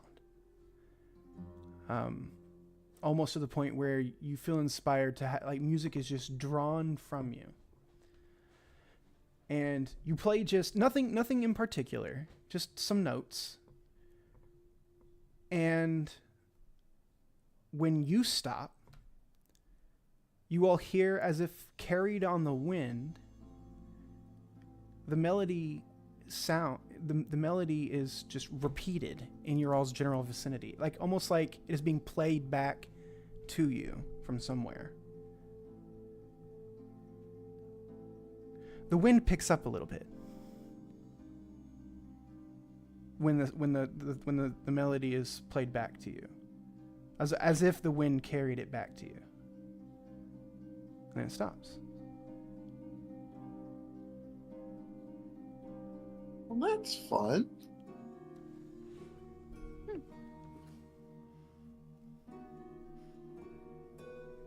Ira's gonna tuck the flute in somewhere safe. Okay.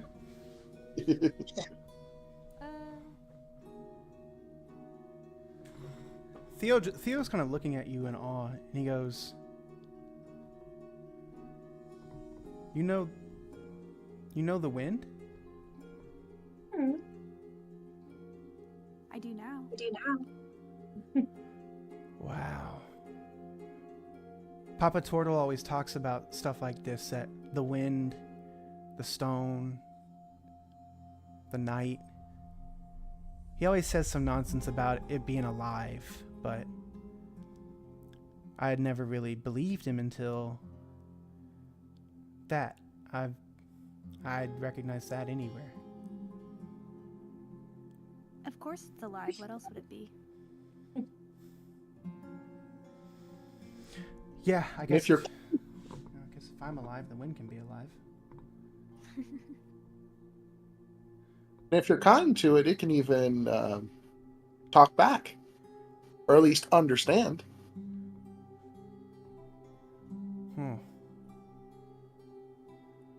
Man, you guys have really opened my eyes to some things. I didn't think you all could be as in touch with the world as we are, but I'm starting to learn that I'm probably pretty wrong about that. Okay, are you guys ready to go? Yeah, let's go. The way. Okay. With that, I will say this as well. Being a little bit, I don't know, as you're fiddling with the bag and when you turned it over, Mikhail, you see sewn into the bottom of the bag, you see the initials, JDM. JDM. Mm-hmm. But it's the way that it's sewn in is the J is small, like in size, compared to the D that is large, And the M to the M is about the same size as the J. So you got a small, but they're all capital letters. But you've got small J, Standard, big D. standard. What's it called? A monogram, I think. Yeah, standard monogram. Yeah. I couldn't think of the words.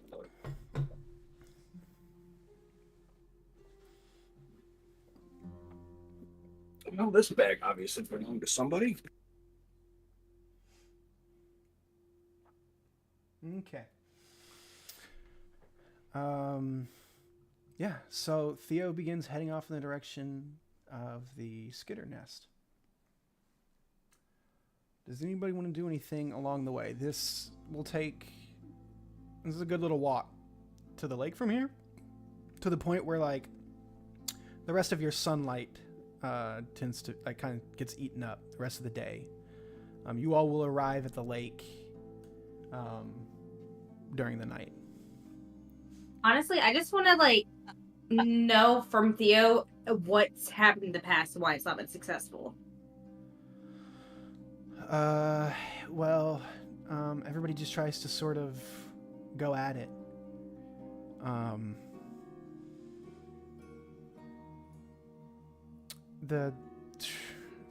I don't typically, once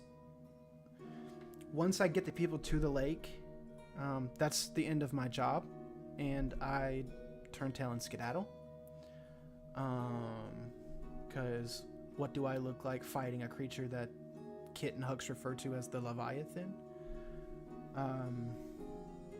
So I can't tell you exactly why they fail every time, but they never come back. Cool. So just wondering, have you made other people fight a bunch of snakes before? Is that normal? His little squirrel cheeks flush a little bit as he puffs them out. And he said, I said I was sorry. Well, I mean, just saying, maybe this time you can help. That could be cool. Make a persuasion check with advantage. Hey.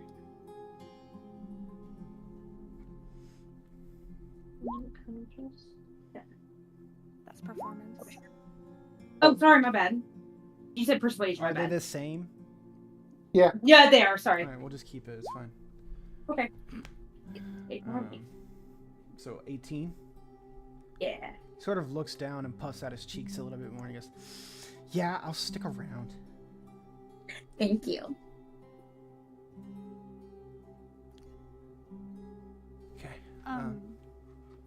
No, go ahead. Ira wants to, like, kind of go up and ask Emmett a bit about himself while they're walking. Like, his past. Oh. She wants... okay, so, yeah. That's what she wants to do. Okay. In character or out of character? We can do it in character if you want. Yeah, please do. whichever way. Please do in character. So, Emmett, where are you from? Well, it's a little complicated because it's here, but also not here. Just the woods, what you all call the Verdant Sea. Do you know your parents? Oh yes,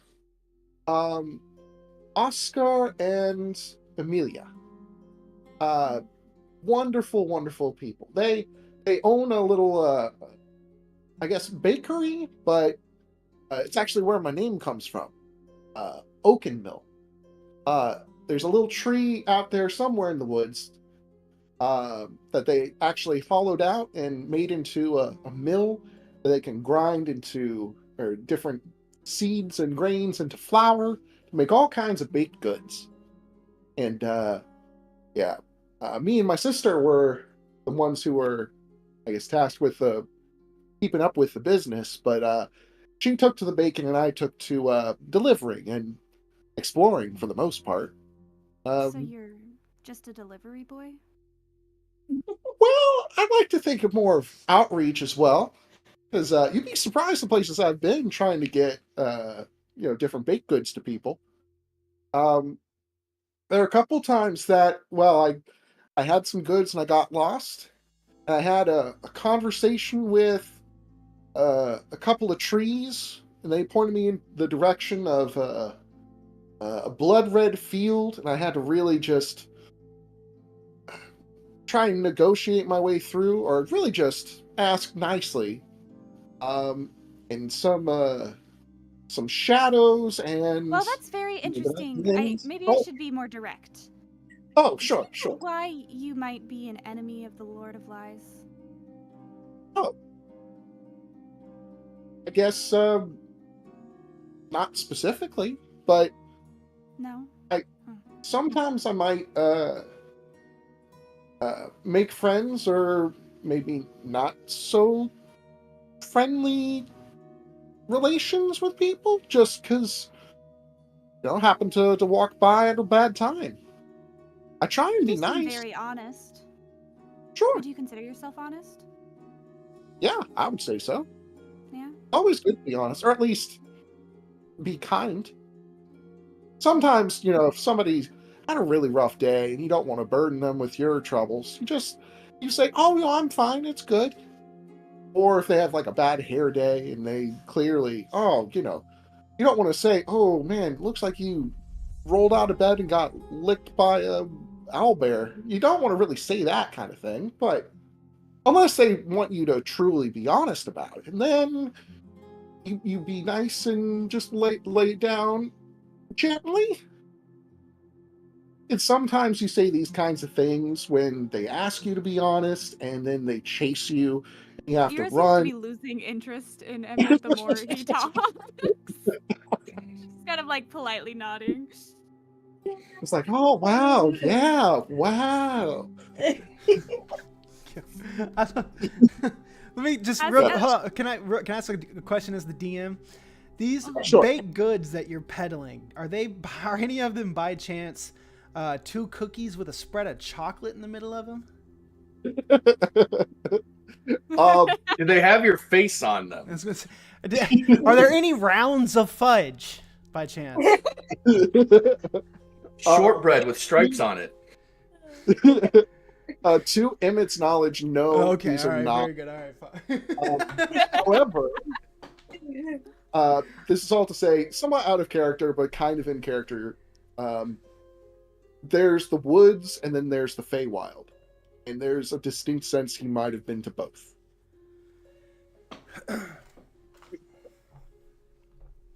He's real good at getting lost.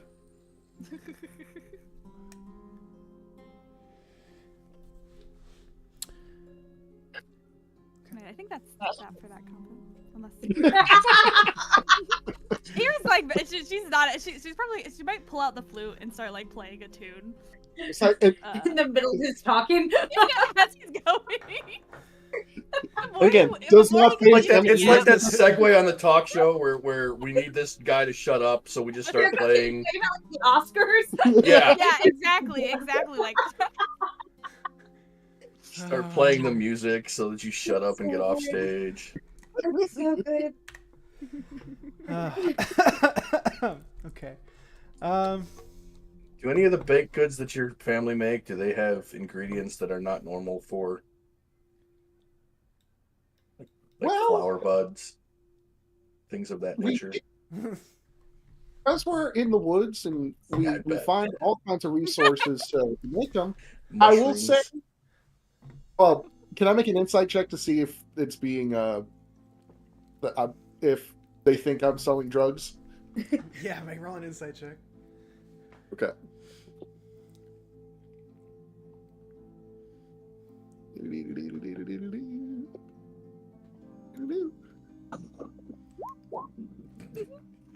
I don't. It's kind of hard to tell, but when Mikael asks you this, he's just got a very knowing smile plastered across his face. Okay. Just a shit-eating grin when he asks you.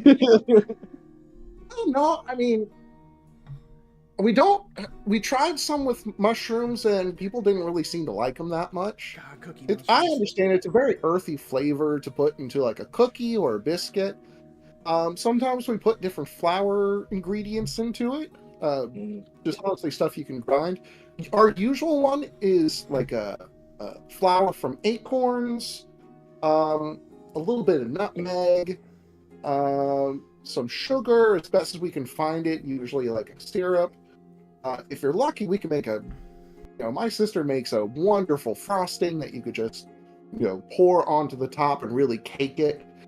And those actually stay good for a while. I had some of those when we got abducted into some ethereal world and then got thrown into a temple. They're all gone now, but no, I mean, standard stuff you find in the woods. I was just curious. Thanks. Appreciate it. Yeah.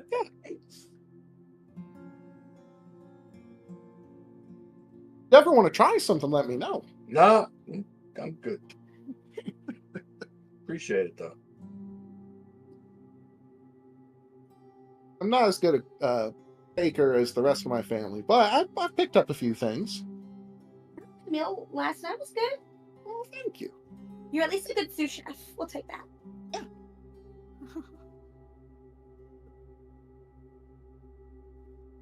He looks down at the candied petals and sort of smiles.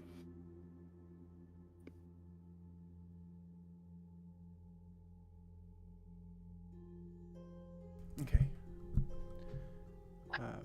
My bladder is not doing well tonight. I gotta go use the restroom. I'll be right back and we'll get to the skitters.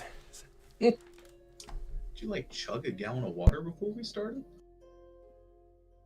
Maybe. He accidentally ate an entire bag of mushrooms.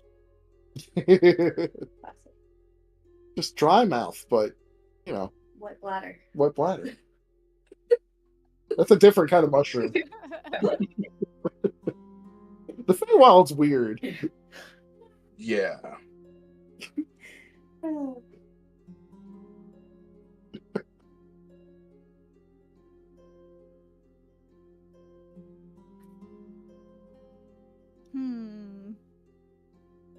So, we got our first fucking special item. Yay! It's always good to have that as the starter item, too, because holy crap, that makes life easier. What did it do? It just blew and sucked wind? It communicates with the wind. I don't know exactly. We'll have to play around, figure it out. See, I'm wondering if there's gonna be some kind of rot or something going on. Yeah, I didn't. Obviously rhythm is already very important, so I'm assuming. Yeah. Yes, I don't know if there's a way to do the whole march in the flute at the Leviathan or something. The Leviathan. That's what Piggy said. Leviathan.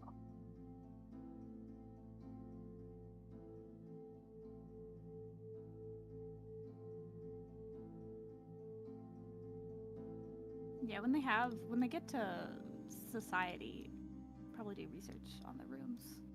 See what the fuck they are. Yeah.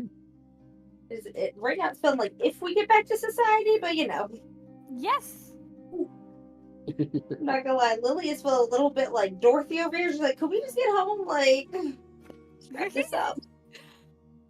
Got places to be, parties to go to. Places to be. Somehow I think that Lily's partying days are unfortunately behind her. Ira has more things to share, but she's waiting until they heal Mikhail to share them. Yeah, we haven't talked about that, right? In character? No. I'm intrigued. No, we have not. Well, you guys waited long enough that the result's gonna be different than if you had before what happened happens. Oh.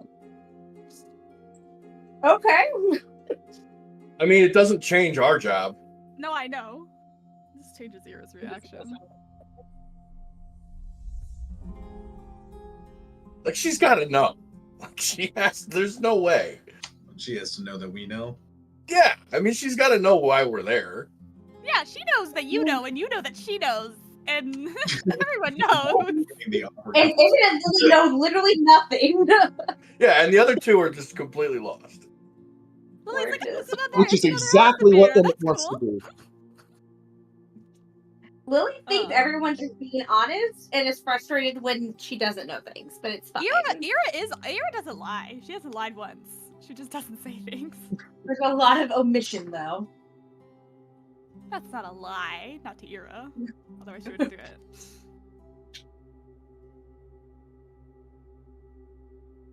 And in the defense of the two chuckleheads, like we haven't really had time to stop and have a conversation. Who's the two chuckleheads? Me and Okay. Durkin. You could have done it while we're traveling, but that would be a little awkward. So.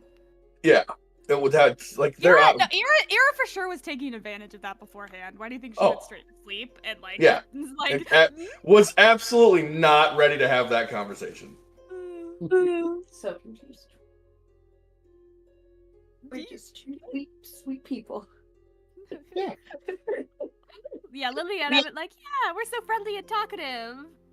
Everybody else broody and quiet. Very much so. Which is fine. It creates a great party dynamic. It also makes it from much a more the security same. standpoint, right? Which is what Durkin and Mikhail are concerned with. Mhm. We don't know Emmett or freaking Lily. We have no idea. They came out of nowhere. No idea who the hell they are. We're not gonna out Ira in front of two unknowns. That's not happening. You know what I mean? Yeah. By the way, Joe knows. Emmett does not know. I know, but right. I get it that Joe knows, but what I'm saying is that from the story standpoint, Mikhail and Durkin are not gonna, and I don't even I don't know how much of a mouthpiece Durkin really even is. Yeah. Does Durkin even know? No, I'm joking. Like, Durkin knows. He knows what our job was, Look, right? Look, I'm a barbarian, but I'm not an idiot. All right. He knows the job. He knows the task. But I think I assume based on his role in the squad and my role in the squad, he's just kind of leaving it up to me. Yeah, that's mostly. You do thinky parts. You do hitty parts, and I'll do thinky parts, and we'll be fine. I'll bake cookies. I bet you will bake something. I've even got a +2 to charisma. When's the last time you saw that in a barbarian? Wow. Your +2 to charisma is merely because you're so goddamn scary. Yeah. You are so goddamn intimidating. Everybody just laughs at your jokes, and nobody wants to upset you. So funny. They're afraid you're gonna spike them into the ground and use their head as a golf ball. Speaking of which, I don't know why, but Joe really loves playing tiny characters. There was one time we had a character where he was basically in a baby Bjorn, my character had. He just likes uppies. I don't know why, and it's very funny to me. Dude, gnomes are the fucking best. He is a full foot taller than me in real I was getting life. ready to say Joe's got the opposite of whatever the Napoleon complex is. Right? Joe's like a 6 foot something tall big dude who wants to be guy. tiny. He just wants to be a little fella, just a little guy. He just wants to be cuddled. Okay, I am the exact opposite. I am tiny and I am fierce and I will kill someone. But I can't because I can't reach them. Just need a step stool. That's the important bits. All right. You are good, buddy? Yeah, I'm ready. Y'all ready? You sure? Mhm. Yep. Yeah.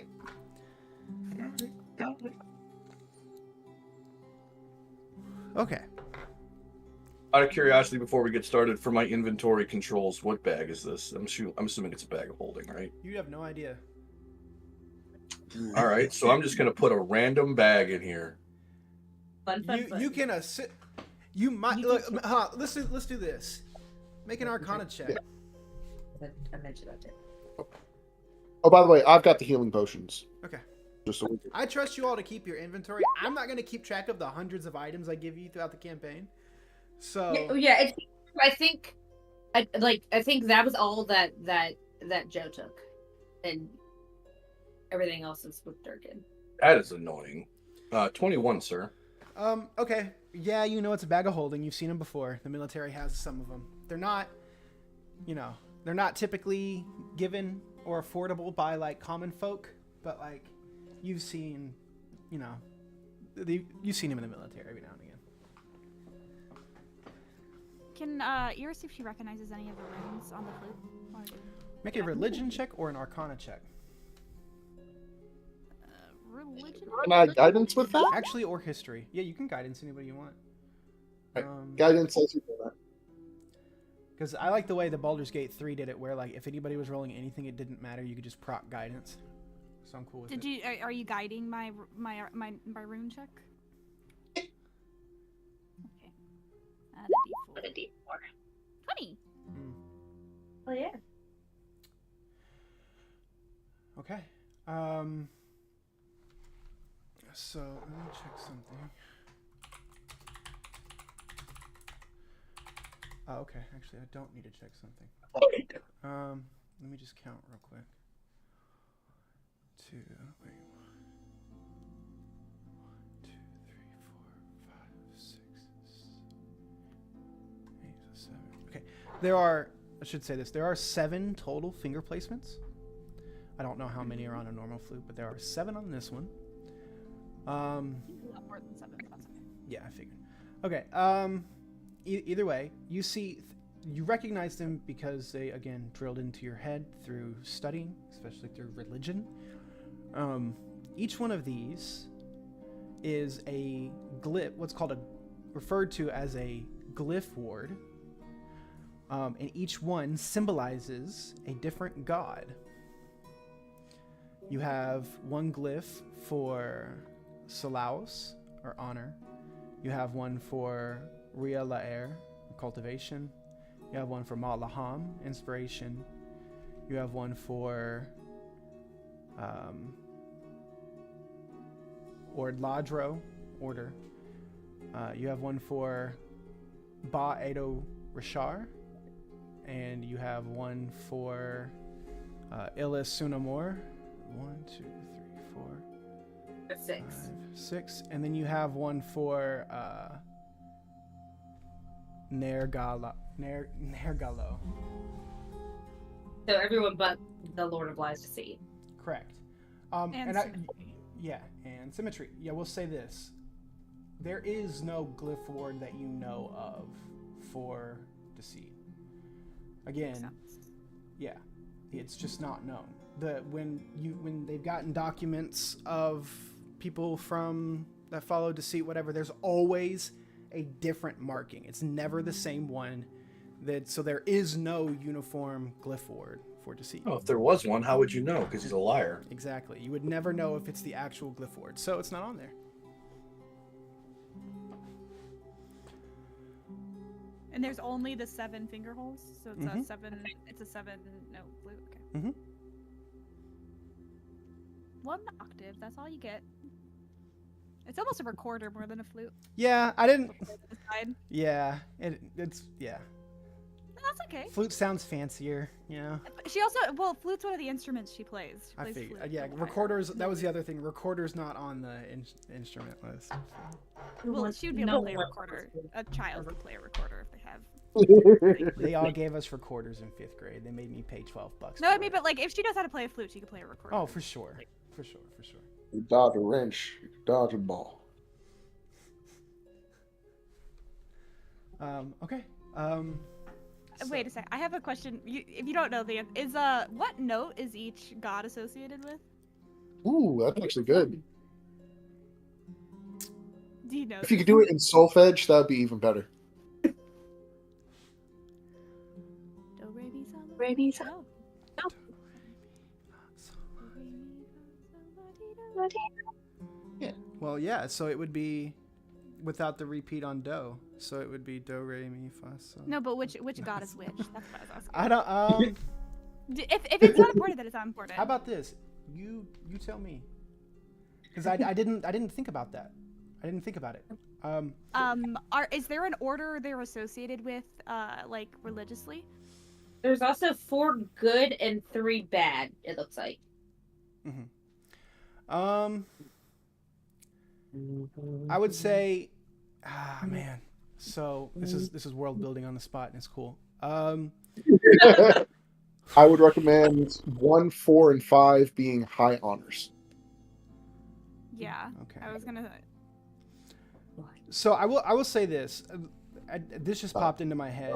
4th and 5th. All the good related gods should be like a major key. and all the bad ones should be a minor, but that's not the note, right? I don't, man, I'm not entirely sure. In my head, what I was imagining was they're not a specific note. They are a sound associated with the god, but then you would want to ascribe a note to it. Yeah. Well, so what are the major so the notes that are like on in key would be like if it was C, right? So let's say this. Let's table it for right now. It's something you and I can work on. If you want to come up with it, I'll think of it. Yeah. It's not something I thought of, so I'll leave it up to you. And I'm pretty sure you understand the theme of it. So I trust you to assign them accordingly. But that's a good question to ask. First, I know honor is C. Okay, that's in my head. Sure. Middle C. Yeah. That just fits. Sure. But I don't know anybody else yet, so I'll figure it out. Yeah. I would say cultivation would be kind of like a middling note, and Malaham would be a higher pitched note. Yeah. So, sorry, I'm No, you're good. I would say and then deceit would be a high pitched note. Decay would be a lower pitched note. Have one. Oh, that's right. Oh, deceit's not out. No, I'm sorry. Destruction would be a lowercase note, and decay would also be like a middling note. Ray and T, I think would be good. I don't know which for which, but Yeah, T. I think entropy should be T.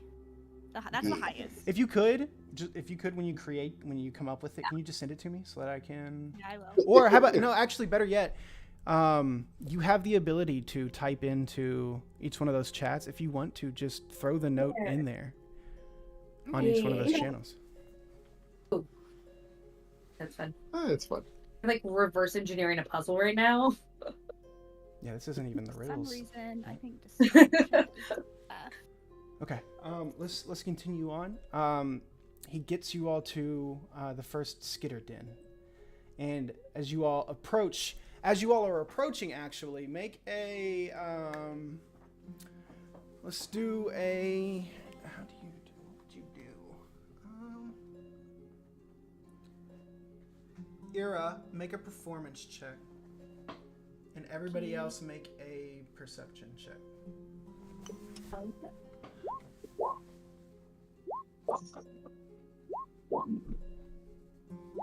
hear some stuff. What check am I making? Perception.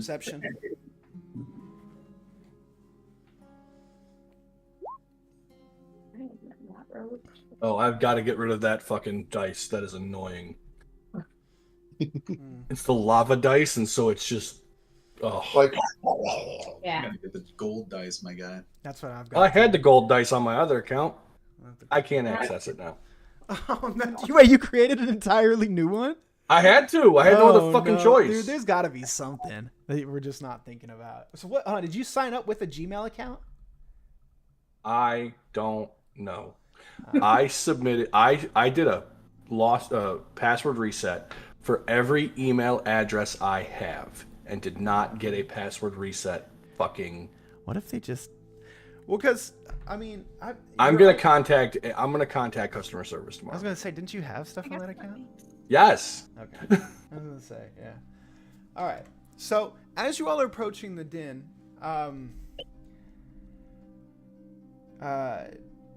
you hear a noise. So Mikael, Emmett, Ira, Durkin, so basically everybody but Lily. You all pick up on this. It's orderly. It's cheerful. It's but it's also prolonged. Like the beats in it you work out, especially with your performance, you work out a rhythm that's just sounding. Although it's like if a cricket was making the noise. But there are like, eventually after hearing it enough, there's an order to it. And you'll hear it you'll hear the rhythm of the crickets, and then they'll stop, and then there'll be a gust of wind, and that same cricketing sound is played back through the wind. And your performance check, Ira, allows you to recognize and recreate the rhythm if you'd like to. I don't have it written down for you to tell you what it is just yet, but just know that it's a rhythm. And as you all get closer, you see Theo like digs his finger into his ear and he kind of winces for a second. And he's like, man, that scratches a weird part of my brain. Is it? He gets there, and as you all get real close to the den, the cricket sounds stop. Now, when I say cricket sounds, it's not like a little cricket that you hear. This noise is pervading the area, right? And you all get to this, what looks like a kind of a giant anthill, in the middle of, like on the edge of the lake here. You all can see the lake on the other side of this hill. So I will do yay. And zoom out, please, because this thing is fucking massive. Whoa, yeah. Yeah.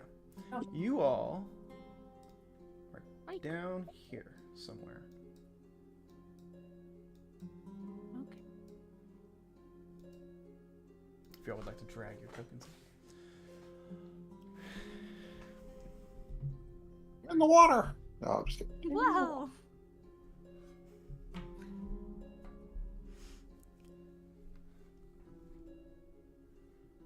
I wouldn't go out into the water just yet.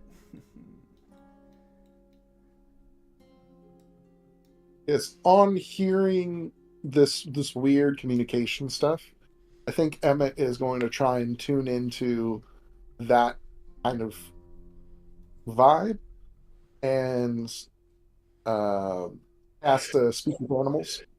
Emmett, make a history check. Or a nature check. Both are bad. So, Both are bad. God bless, man. I can't do nothing for you, can I?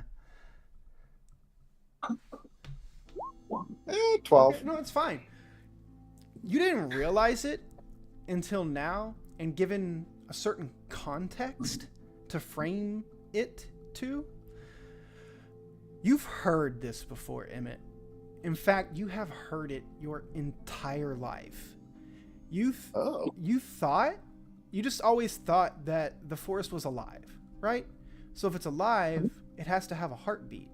You've always sort of associated this sound, this rhythm, with just the forest and its existence. It's just always there. Since it's always been there since you've been born, it's sort of been reallocated to the back of your mind, but you now think about it and you realize it's like, wow, you always hear this when you're in the deep heart of the woods. This is the rhythm of the verdant sea. You hear it in the animals, you hear it and it's not so like, to you, it's not been so like orderly, like a song you hear coming through headphones. It's more like a general, like kind of like what you said, a vibe. But it permeates the forest. And now that you have a certain context to shape it around, you hear it for what it actually is, which is the heartbeat of the forest. Ooh. All right.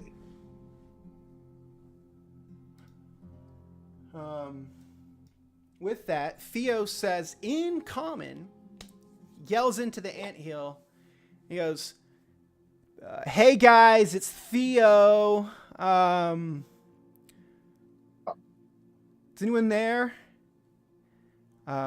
You hear like 4 or 5 different bug voices at once speak up and go, "Hi, Theo. It's so great to see you again. You know, we've never met somebody we couldn't make laugh, and you pose such an interesting challenge. Have you come to challenge us again? Theo goes, you see, like, before he talks, he, like, turns and looks at you all and gives you, like, the Jim Halpert stare into the camera, like, but at you all. And he says, I've got some friends here that are looking for some help with the lake. And you hear, like, even more, like, chittering voices speak up, and then, like, a little bit of rustling of, like, legs together. And you hear, friends, we love new friends. Yes, new challenges. Oh, great. And you see now, like, now that you guys are, like, there are some heads that are popping up out of the holes in the anthill. I mean, like, it's kind of creepy at first because Emmett, yeah, like, their heads are the same size of yours. With, like, yeah, like, these, like, long sort of extending antennae that come off of their forehead. Let me see how to... You're only seeing their heads, but their heads are covered in chitin with these sort of long, pointy, almost needle-like fangs that protrude from the top and bottom of their jaws. In this, like, wan bluish moonlight, the light sort of makes their carapace look like the same color as the water. And you see that there's, like, little tufts of hair that are growing out of their carapace. They have glowing beady silver eyes that are constantly darting every which way around. And you hear them all say at once, "What can we do? What do you need? What challenge do you present?" And Theo just sort of, like, looks at you all and gives ground. Well, we need some help to get to the center of the lake for a brief little jaunt. But what do you all mean by challenges? Their chittering picks up. Ooh, the lake, yes, the lake. We grow, always grow. We love challenges. It make us grow. We get smarter. We are smart. We are funny and smart. To be funny is to be smart.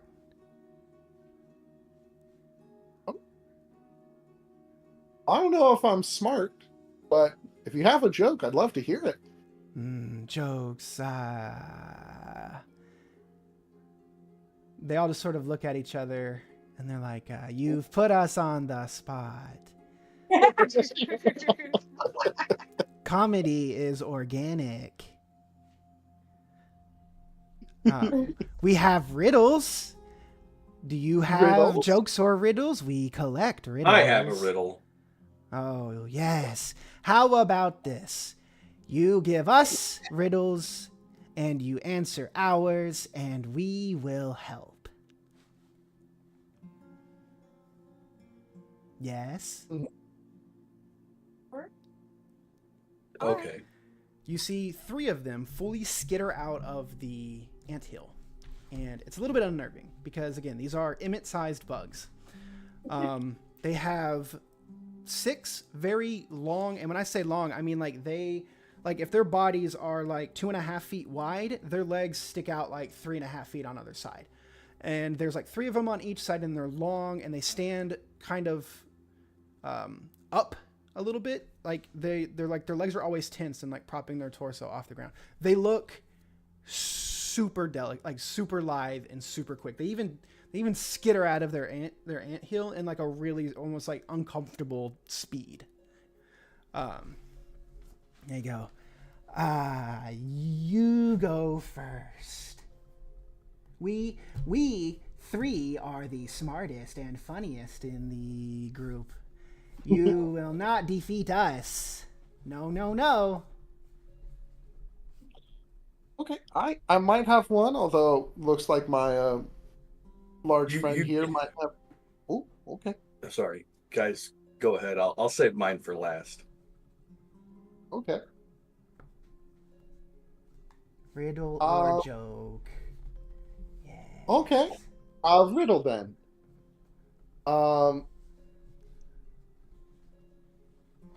I am heard far and near. Speak my name and I disappear. What am I? I am heard far or near. Speak my name and I disappear. Far or near, speak my name and disappear. We do not know. We do not know. What is it? Emmett takes a really long time and just doesn't say anything. He goes, What? silence! Ah! They skitter. I'm like, the silence, of course. We knew. Silence. Yes. Our turn. The first one on the left goes, why is 6 afraid of 7? And you see, like, they all look at each other, like, really proud, and, like, even the anthill, they're, like, chittering, and, like, yeah. And then Theo does the same thing where he just, like, deadpan looks at you all. Okay, Emmett will turn back to the guys with a very worried expression on his face. Please tell me somebody other than me knows the answer to this. Cool. So because 7, 8, 9? They all just gasp and chitter audibly. Yes! How did you know? They are numbers. They do not actually eat. I Like, giggle. seriously. Emmett goes, oh! See, they're like, see, we are funny, Theodore. Okay, our turn. This one will not be so easy. I crossed the river without moving. What am I?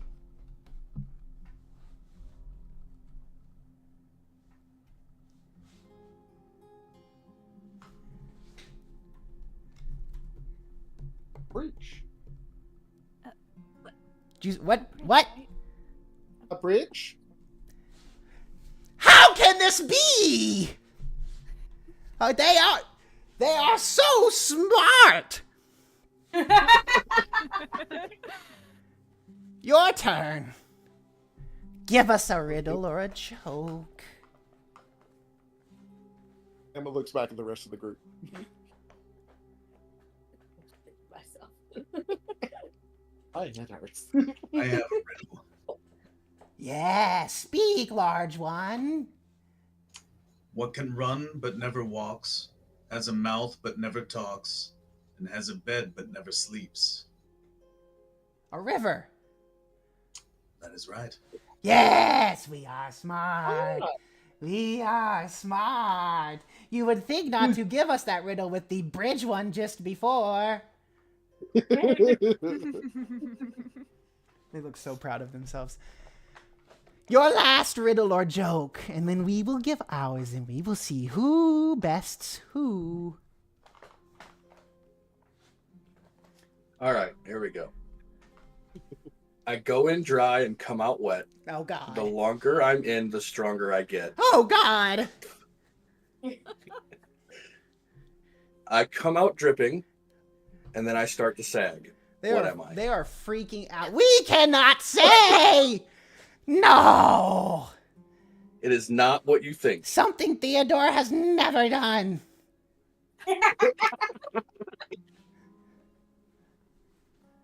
Emmett looks at Theodore. Theodore's got his cheeks puffed out, and he's turned his back and he's just like walked away a little bit. So you give up? Yeah, we do not know. It's a tea bag. I'm sorry, what? What is a tea bag? You know the tea that you use to drink? What is tea? You drink letters? Maybe do numbers eat? No, letters eat? No, it's when you put, dried plants into hot water. Why would Dried you, leaves into hot water. Why would you drink dirty plant water? It's tasty. Yeah, flavor. We shall try this tea you speak of. I don't know, you might walk even Not all faster. tea is created equal. You shouldn't just pick up any leaf you find. Oh. You see, like, there had been, like, 2 other skitters who had, like, gone down to, like, the lakeside and were just, like, ripping up plants out of the lakeside. And then, like, when you say that, they just sort of stop with, like, a bunch of, like, plants in their mandibles and just, like, drop them. Ira looks at Emmett. Emmett, do you have any tea? Yeah, I might have some. Not a lot, but I'll be happy to share. Yeah, you should offer some. Yeah, I'll take out a little, I guess not a true like poultice bag, but just some tea that I brought from home and just sort of present it to them. You should try it with this, though you'll still need to heat up some water. As you're explaining it, like, one of them skitters out very, very fast, takes it out of your hand, and skitters back very, very fast.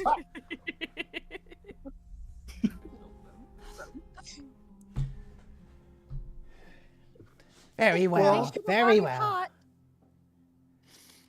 Okay, for the last riddle.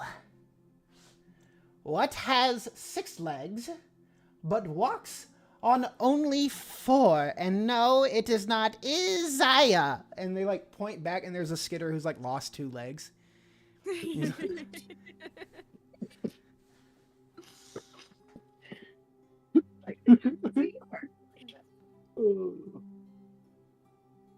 Walks on 6 legs.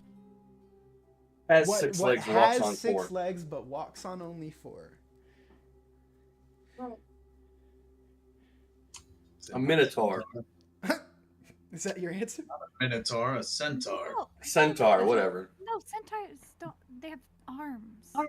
They have 4 legs because of their horse You body. see, as you all are conversing back and forth, like trying to like they're like chittering even louder and louder, getting excited. They think they're like they think they've got you. What is your answer? Or have we stumped you? Is it not some kind? Is it not some kind of bug? You tell us. It might have something to do with forearms.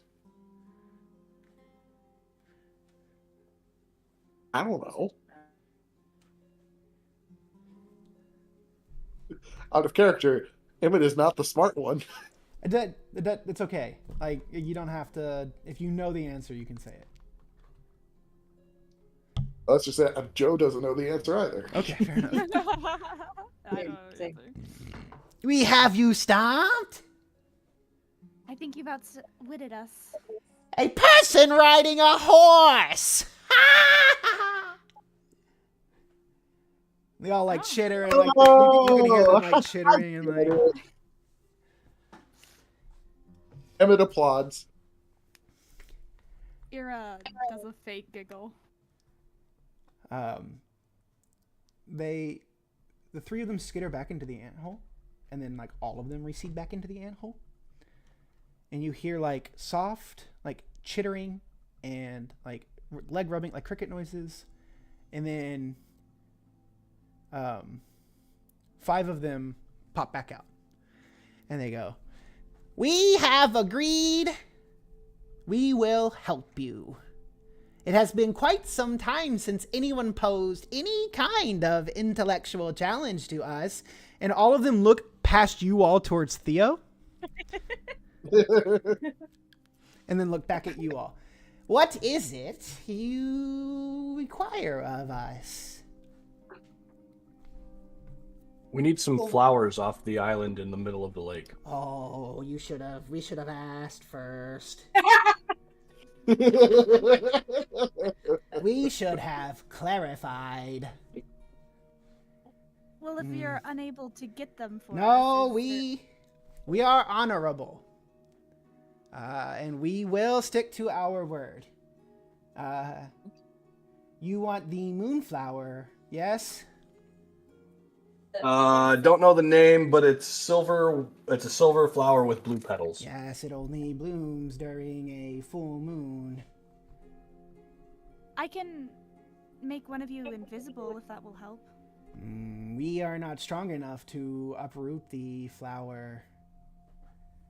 You will have to cut it free. Would it be okay if someone rode you over there, or is that disrespectful? We could carry Theodore, and maybe you, little one. Oh, okay. That'd be most. Maybe you. And they're looking. One of them's looking at like you, Ira, and you, Lily. We might be able to take you two, but unfortunately, the big one is going to have to wait. Fair. I will wait. So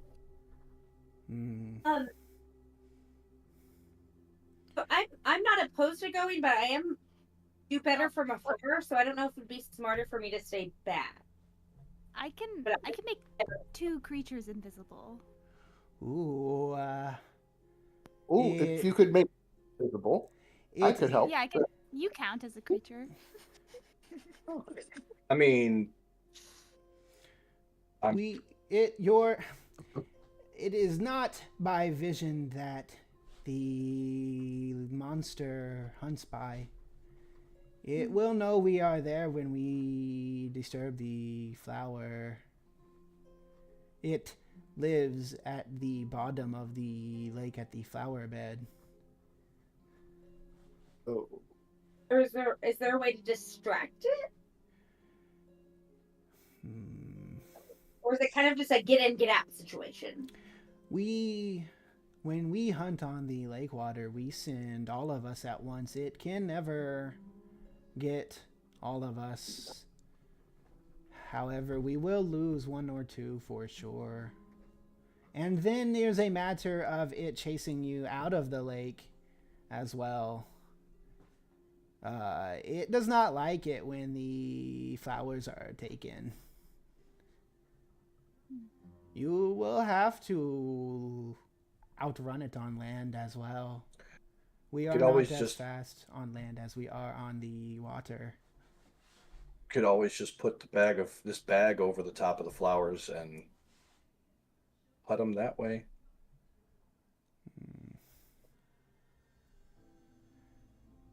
Is your bag full of blades? No, but I am, and I'm gonna make one of my psionic blades appear and then spin on my finger. Ooh. Well, you let us know who will go, and we will do this thing. I appreciate you're all volunteering to go and whatnot, but this is my problem. I'll deal with it. At least one other person should go with you. Also, can you actually get over there? I don't know if he can carry you. He is too big. Yeah, so Yeah. I think we're kind of all work together, and that's fine. I stand by. I could definitely All right, help. so me and Durkin have to stay back. Ira's also pretty tall. I think she might be too big.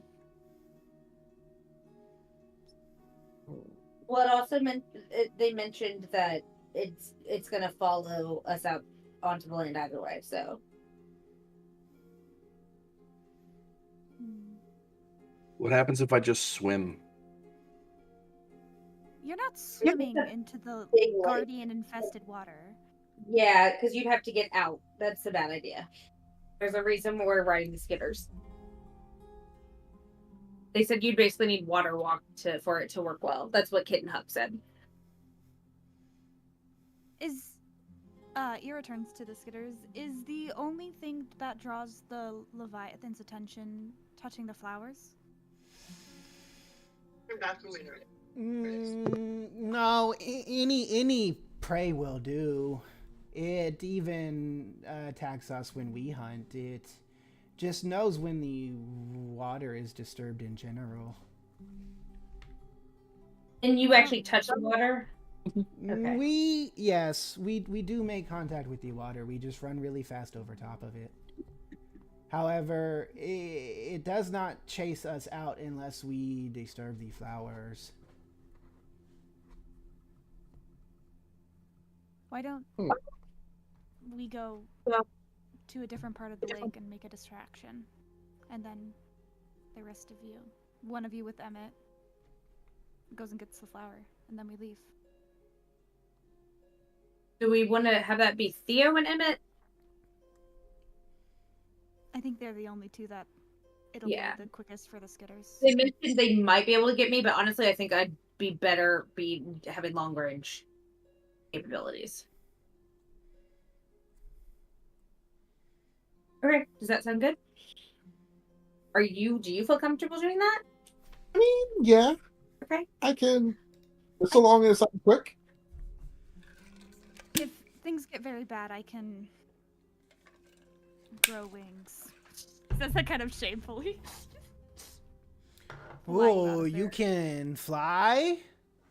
That would be very helpful. You would not disturb the water.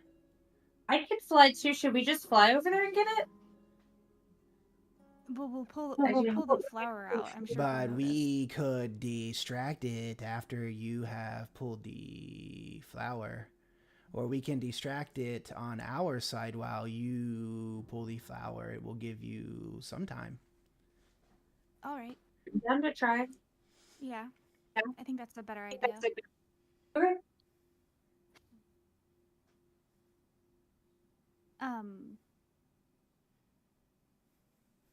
Theo, can you get us quickly back to Papa Turtle? Do you know the quickest route? As fast as my little feet will carry me, yeah, and I'll take us the most direct path. We could, what if we hid in the giant? Ooh, that would be good. Yeah, that's a good idea. Yeah, I don't think it can get into the giant, right? Like if we go deep enough into the giant, it wouldn't. So long as we get out before it fully sinks into. Yeah, there are two things we could do really. We could like just try to beeline it straight back for Papa Turtle, but then we sort of make it his problem, you know? Mm-hmm. It also kind of depends on how much like damage we all take, because it might need to be something we hunker down the night in the giant and like rest overnight. How long does the Leviathan try to attack you for, Skitters? We we don't bother the flowers. We learned that lesson a long time ago. So we just hunt on the surface of the water, and it doesn't bother us after a quick attempt to snatch one or two of us. It's an opportunist, for sure.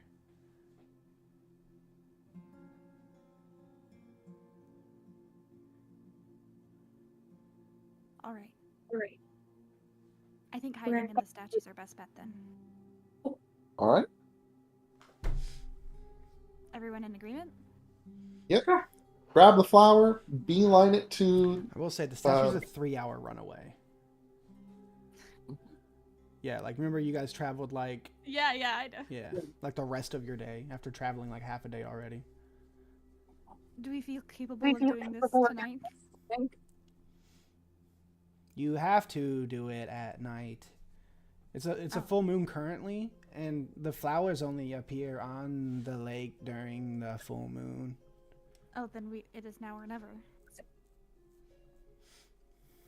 I may Sounds be able good. to calm the Leviathan Why down. they are moonflowers. Yeah, honestly, if you can connect to it, that might be a good idea.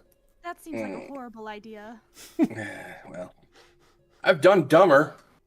He connected to a dark god. Yeah. Like, Twice. Double whammy. All right. Let's try to grab it and skedaddle, and if that's not working, we can figure something else out as we run to the statue. Okay. In that case, I'll I guess gesture to one of the insect dudes. Be like, Well, you So, don't. Perhaps you should wait instead of riding one of them, so we can all run out. gotcha. If the skitters are okay distracting on their own. We will do this thing, yes. We will see it done. Okay. We appreciate your willingness to sacrifice yourselves. You have made us smarter. You have laughed at our jokes. We appreciate this. It helps the hive grow. And one day to be as smart as you all. So in turn, we shall help. It is the honorable thing to do. That's very honorable. smart of you. Ira bows to the skitters. They Like a bow little- back to you. Oh yeah. So, And then she's gonna take on her celestial form. Oh, okay. okay, no, that's what I was getting ready to say. So the plan is, you all are going to. So basically, what we're looking for is you all to get out to here, Oh, where the moonlight, yeah, you're gonna have to zoom out a little bit. Where the moonlight hits the lake is, you see there is a. Basically, this is where the moonflowers are. They are centered on the moonlight in the lake. So do they actually rise out of them like a water Yes, lily? you can see them. Okay. Yeah, you can see them from here, and they actually put off what looks like moonlight in the middle of. So, not only is the moonlight shining down onto the lake and sitting there, they are also producing their own sort of bioluminescence that is also lighting that area. That's why it's so easily viewable from here. And they're not small plants either. They're big enough for you to see them from this far away on the lake bed. You know what I mean? They're not going to be overly large and like bigger than you all are, but they're bigger than just even from where you can see here. They're bigger than if you guys are thinking about maybe a rosebud or something like that, they are way bigger than that. Ooh. Okay. I'm gonna hand. Papa Turtle say we needed? I thought it was the one. Yeah, it was just one. He just said if you could As bring much back as a I'd flower. like to get more to let him have more, it sounds like he can go back and get them whenever he needs. According to Kitten Hucks, it sounds like he's been whooping this Leviathan's ass for years, so I think we should probably just stick with the one. Yes. All right. I'll gonna grab hand- the flower. I'm gonna hand Ira the bag, the satchel of bag of holding. She looks at Place the flower in the bag. It will keep it from it. Well, drying out. what else? I I don't need a dagger to cut the flower. I will hand her one of those too. I don't remember did Papa Turtle say how we needed to excise it? Do we need the entire thing? Is it something we just need to basically slash out? Can we get to the root or We just needed the flower You itself need for the you petals. need the petals. flower bud. Yeah, you need you need the whole flower. An entire bud. Yeah. Okay. Ira turns to Lily. I'll grab the flower while you pay attention if something's coming. Okay. I'll keep message open between the two of us, just so we can kind of be quiet and as discreet as possible. All right. Oh. You Okay. all wait here, and when you see us booking it in the air, start running. Yeah. Also, just if you see a bunch of big ripples or anything, please don't let us die. That's just a request for me. Okay. I guess we're doing this. So you see the entire hive comes out of the anthill and begins moving its way. We will signal you when we are in place. Yes? Yes. Okay. So they move. It takes a little bit of time, but they don't try to hide it or anything. So you track them as they make their way all the way to the other side, the opposite end of the lake bank from you all. You see one of them jumps very high into the air and flails around in the air really hard and then falls back down. You take it that's their signal. Okay. So, At their signal, Ira takes on the celestial form with her wings Okay. Get back. and starts Okay. going. I assume Lily's gonna go too. Let's go. Okay. Which one's all right. Oh boy. okay. So you take off into the middle. How long does your form last? A 1 minute. And their speed is their walk speed. Right. Yes. So you can dash. So in a turn at max, you can do 90 feet of movement. I believe that is correct. 30 feet for a move. No, sorry, 60 feet. So 30 feet for a move and 30 feet for a dash. 3 turns there, 3 turns Yeah. back. So it takes 18 seconds. Yep, 3 turns there. So you have taken 3 out of the 10 turns that you can in this form. Okay. All right, you get here and you see they're stunningly beautiful. They are these very large. They're about the size of, I would say they're like 3 hand spans wide, by like in diameter. And sorry, when I say hand span, I mean like from your wrist to the top of your middle finger. Yeah. So yeah, they're about that size wide, in diameter. And that's from like tip to left pedal to like tip of right pedal, right? There are enough pedals where it splays out in like a rose compass formation. So 1, 2, 3, 4, 8 total petals with a bluish white bulb in the center. These flowers are almost it would like if there was any green on them, you would think they were variegated, but they are just like pure white with like blue variegation. They, like I said, they have a bioluminescence that puts off light to where like this is a fully lit area in the middle of the lake. So we are at the start of turn 4. How would you all like to gather this plant bulb? Ira's gonna try to carefully cut at the base of each petal and put it into the bag of holding. Okay. Both, as much as I don't want to get 2 because I'm afraid it's going to piss it off more, let's get 2 just in case. Let's each get 1 just in case so we make sure we get back. All right, both of you roll either a sleight of hand or survival check. There are equal that, we'll see. They are equally the same. No. Okay. Not good. So, the stalk of this plant is kind of thick and tough. As a matter of fact, when you start cutting into it, you swear are those scales on the stalk? And attached to this Leviathan. God damn it. You realize that the stalk has like scales covering it. They're kind of tough. You're having trouble cutting through it, Lily. Ira, you managed to cut one free, but just as you cut one free, you see this like silvery blue liquid pour out of the top of the stem, and it does not emulsify with the water. It sits on top of it, kind of like oil does. And then you all hear a rumbling that is so deep that it shakes your bones.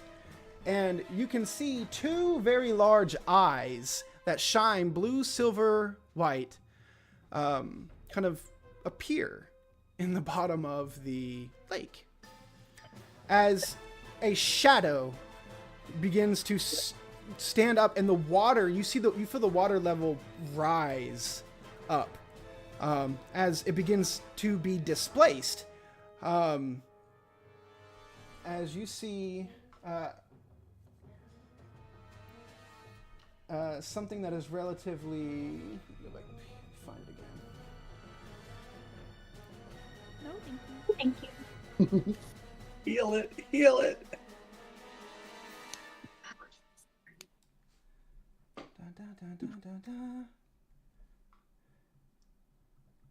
Oh, on.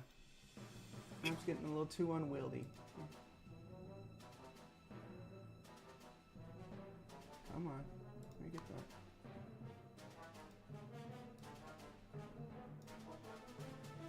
that. Ah, nice. Eco Gator. Yeah, Moonflower Gator. I didn't want you to make that bigger, actually. You could go back to the size it Can was. you make it a little smaller? Just a Make tiny. it bigger, it's fine. It was fine the way it was. Yeah, that was already intimidating enough. Oh, okay, all right, okay, yeah, Actually. yeah. You all are just like right over top of it right now, by the way. It is starting to emerge, and with its jaws, it is going to make a snap at you all. So, we're going to do a skill check between you two. While you are flying, make a dexterity saving throw. With advantage because you can move in a multitude of directions. Okay. A dexterity Not saving that throw? one. Okay, neither of those are good. Great. Well done for me. Wow. That's better. I'll take that. Okay. Oh, okay. Hallelujah. Okay. Did Ira get an entire bulb? Yeah, you got an entire bulb. Yes. Okay. Okay, yeah. Just FYI, as soon as that thing pops out, Mikhail is trying to link with it. Is there a distance on your link? I don't know. That's why I gotta look. Yeah, look for me. I'm gonna look. All right, so, Lily, you have to completely abandon trying to cut free your bulb. Otherwise, you're going to get devoured. But you do manage to zip up and away from this thing and manage to avoid getting gobbled up. Ira, you grab your bulb and you're in the process of putting it in your sack as you're caught off guard as this thing rises up out of the water. Not caught off guard, but this thing moves fast for how large it is. You manage to get out of the way of getting eaten. A natural one would have been gotten eaten. But instead, you just move on instinct and you get caught in the tidal wave push of this thing breaching the surface. So you are actually dragged into a current of water within the lake. As it is being, you're basically just submerged like however many feet, you're completely underwater. And you are completely unoriented, disoriented. And we will go into initiative. So I can link with him, by the way. Okay. Yeah, it's within a mile. Jesus Christ. Okay. Yeah. If I can see it, I can talk to it as long as I'm within a mile of it. Interesting. Okay.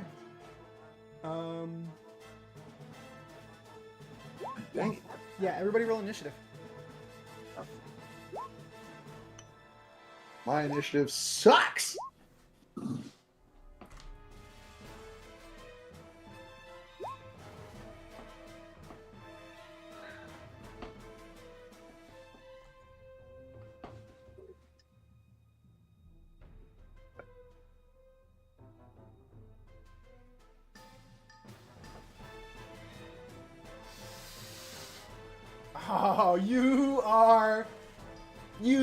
Oh man, you all are lucky. It's always when I roll for people who are helping you all.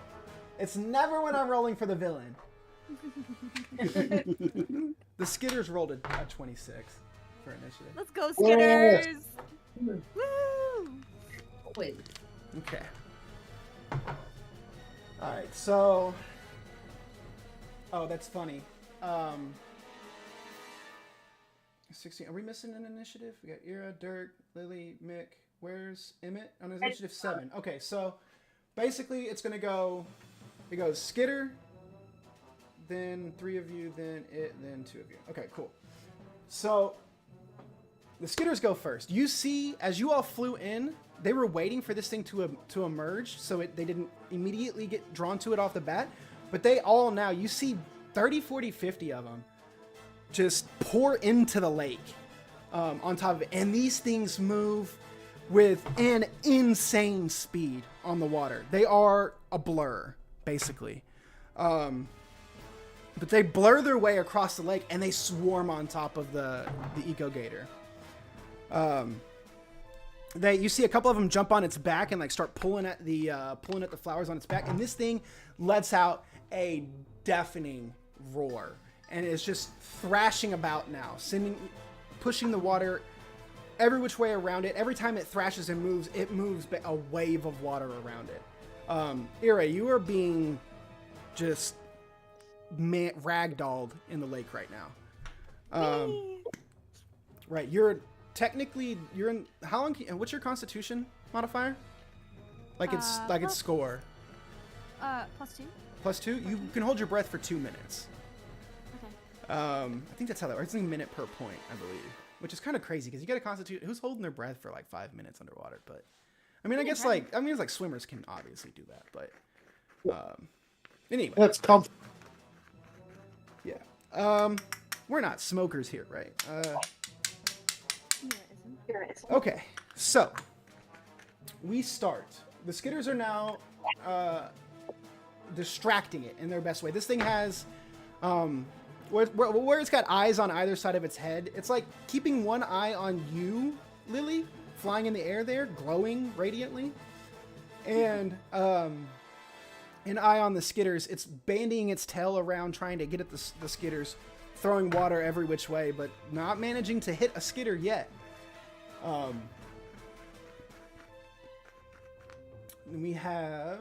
We go to Durkin. I guess I'll hold my action until it gets close. Yeah. You all on the bank did see Ira get pulled under the water, like knocked into the water. Just to throw that out there. Ira. At the start of your turn, you're being pulled around by the current, and you're in the process of not quite drowning yet, but a bit of trouble. Let's see. To fight against the current of the water, give me a strength saving throw, or an athletics check. I don't know, you're probably not proficient in athletics. I get +1. Okay. That's better than Sure. my strength. Oh, don't. Oh no! Yeah, this is just an insane current of water. You're still being held under. Okay. Like you're being like it's not even just like you're being like constantly moved so much you can't even get an orientation or see anything. You're basically not incapacitated, but you're kind of just like there's nothing you can really do. You could, because if you talk to cast a spell right now, you would just inhale a bunch of water. Yeah, Lily and Ira are they still like through message? Yeah, right. No, it's something you have to. Right. Well, it's not concentration, but it's something you have to actively keep up and do if you're wanting to do it for a long period of time. Okay, that would have broken. Okay. So that's Ira. We go to Lily. Okay. You said it was looking for me. How close is she to me now? You have no idea where Ira is at all. It's not glowing still at all? Make a perception check. Okay. Yeah, what turn are we at? Is this turn This 5? is the start of the 5th round. So 5 more. Oh yeah, okay. 20. Okay, you can see her glowing radiant form. You can't tell because you know how like water distorts distance, like depth, right? So you don't know how far down she is, but you can see she's like 10 feet away from like left and right wise, like x-axis wise, she's like 10 feet to the left of the alligator. Okay, can I try to swim into the water and grab her? You can certainly try. The water, I will say this, you can see the water is a mess of a torrent right now with this thing thrashing around. There is a very strong possibility that you also just get swept away. But you are more than welcome to try to dive in after her. Is that what you want to do? Does that just like would the water affect our wings? Like does that affect No, that? it's not the wings were more like The wings are more so like, what's the word? Aesthetic. Like they're made of energy. You're not actually being like, the wings aren't like flapping, and that's not what's keeping you up. Your radiant energy is what's keeping you up. However, the amount of radiant energy is not strong enough to like fight this hellish like current. You're not gonna like fly into it and just go right through the current of water. It's got enough strength to where it can pull you around too. But no, your wings won't get like soaked, and you're not gonna be like able like if you can go down and get back up, you can fly away, no problem. You said that would be a strength. It would be a strength save. Well, since you're bracing for it and you know what's going on, I'll give you advantage for it. But okay. It would be either an athletics check or a strength saving throw. It's +0 either way. Let's just try. Yeah. Okay. Go with advantage? Yep. Okay. I'm gonna try. I'm a bitch. That's not what I wanted. That's not what I wanted at all. Okay, we're both drowning. Okay, one's down. Okay, yeah, you dive into the water, and this, I mean, it's insane how much water this thing is displacing and moving around. You are just caught up in it immediately.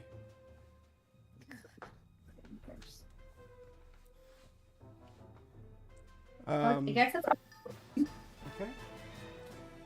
It goes to Theodore.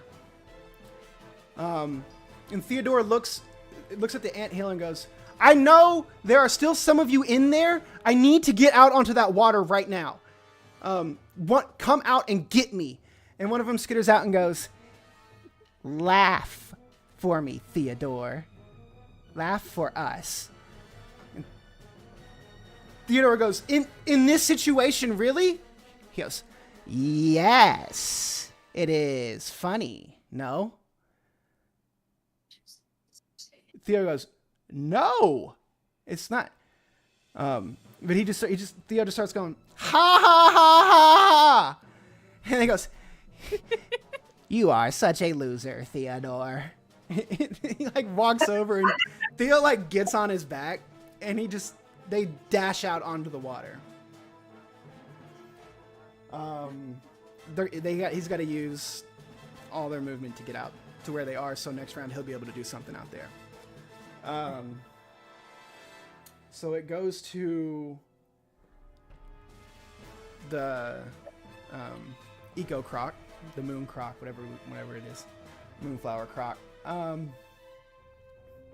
Okay, so it is going to just go all out against the Skitters, basically. It's going to snap with its giant maw. And it's going to swing with its tail, and it clears out a large swath of Skitters, like just crunching down on a bunch of them, blasting some just clear across the lake. However, their sacrifice, where he clears out so many up front, this thing has now locked onto the rest of the Skitters, and it's completely turned its orientation and its attention to the Skitter hive, like towards the Skitters that are out on the water. It is now resubmerged itself and is now swimming very quickly, very fast after the Skitters. Let's go. Oh.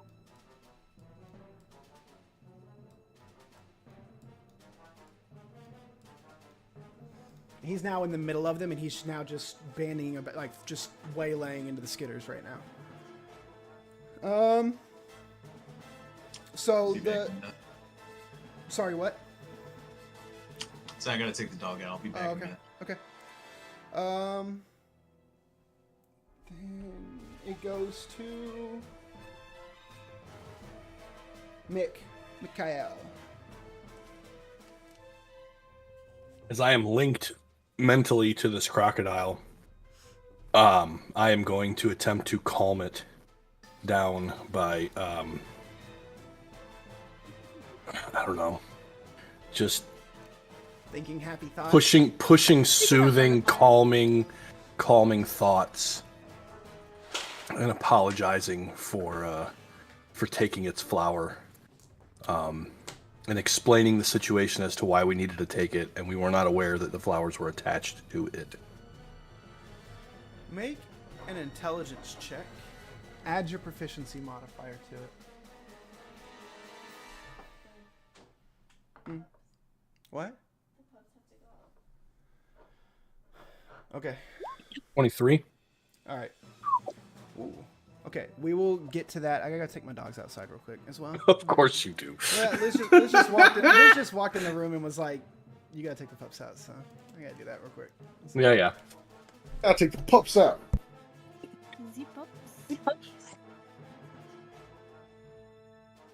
Pardon-moi, s'il vous plaît, must take the pups out. It's not combat without Ira almost dying.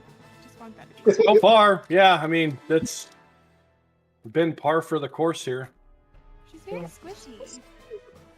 She keeps sticking her fucking nose into shit that she needs to just not do.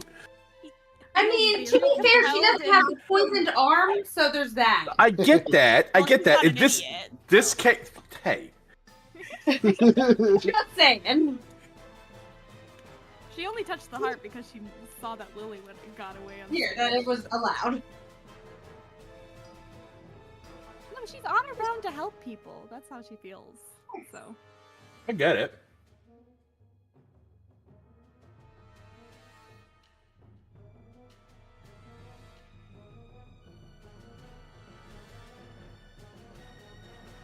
I was But- really hoping everything's gonna happen to get lucky on those strengths, and I just didn't. oh my goodness! As you're doing it, I was like, Ira would not want Lily to do this. Lily, stay in the air. Just stay up there. Just stay. And yet, we don't. We both don't. I'm not gonna let you drown.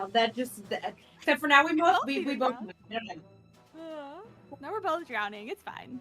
To It's simple. be fair, deep in my heart, I was a lifeguard for like 8 years, and like my mind's also like, nah, we don't do that. That's not allowed. What's irritating with Ira, right? From I can't speak for Durkin, but I can speak for Mikhail. Like, his job is to protect her. And she keeps making his job a million times fucking harder by doing shit like this. That's funny. Yeah, she doesn't. She's that's not something she even considers. I know. I love how bossy she is, though. Anytime there's a strategy, she's like, "Okay, here's what we're doing." Listen, honestly, there's a lot of times we're just wavering, and that's what we need, so it's fine. I know. Yeah. She's like, I'm "I hear down. what you're doing." I feel a little bad. I'm like, okay, but Ira, she's gonna take control. She's gonna be like. I do think we are both very squishy. We probably shouldn't have been the ones to go out, but here we are. I don't. Too big. The Skitters, the Skitters seem very hesitant in their ability, which is why Yeah. Ira offered. And the least squishy couldn't have gone out, so. Yeah, the one person who is the two people that are not squishy were trapped on the land. Yeah. I'm not squishy. You're a little squishy. I'm a little, but I'm not squishy. But you're also wearing armor, so wouldn't you sink in the water? I mean, yeah, but I can also ride a little skitterers. I still think you should have tried to talk to it. No, I don't. don't know that I could have. Ira's trying to not let anybody know she was there, right? She's sneaky. Yeah, that was the goal. I probably shouldn't have tried, but oh well, it's fine.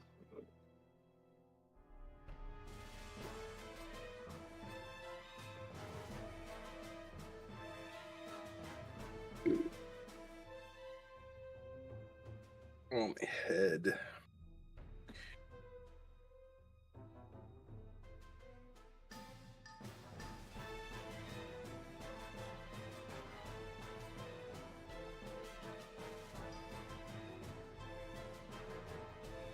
I somehow managed to hurt my back. Makes me feel old. Welcome to the club. Hey. I woke up yesterday, and the first step that I took felt like somebody was stabbing me in the hip. Yeah. And I went, what the hell is this? What is it? Is this your body protesting being alive? It's that particular one was my sciatic nerve. Yeah. I should have known better. I should have known it was going to happen because I've been doing baseball workouts 2 days a week, And yesterday, excuse me, when I was taking batting practice yesterday, and I kind of slipped when I was swinging, and I knew that it was going to be bad. Just because of the way I moved, and I'm like, this is going to suck tomorrow. And sure as shit, it sucked. But I am too stupid to not do it again. Did Wake have to go to the bathroom again? No, he had to go let the dogs out. Oh, okay.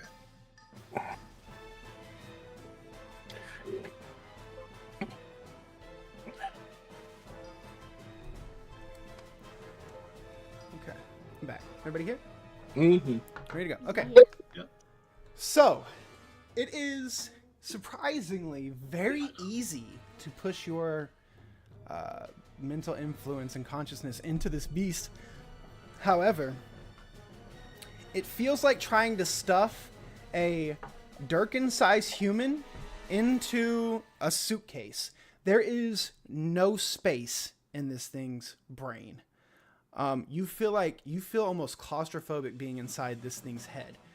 You realize it has almost no brain to speak of. You try to reach for like empathy, you try to reach for like calming. It's a reptile brain.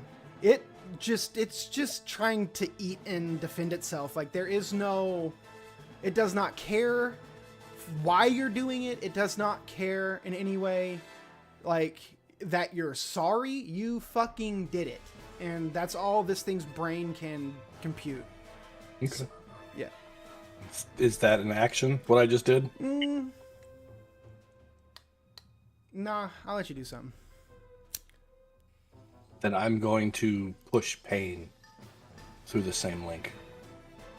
And that'll be I'll use that as an action. I am going to push the exact opposite. I'm going to overload its brain till it fucking short circuits. Okay. And can't function. All right. I'll take your 21 into account for that. I'm going to attempt to do that. Okay. Pain.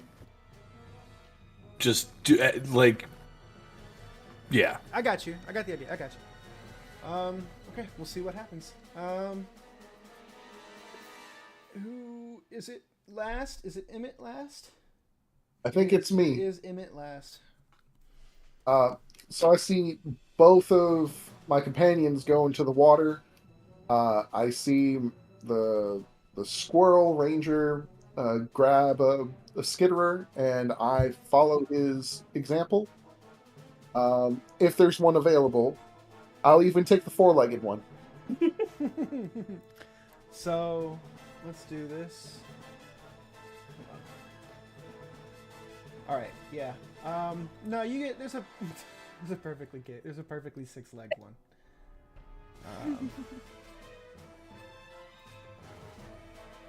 Okay, yeah, I was pretty close off bet. I'll just leave him there just because I got so close. You can move 120 feet in this round. So you can put yourself up there right around Theodore.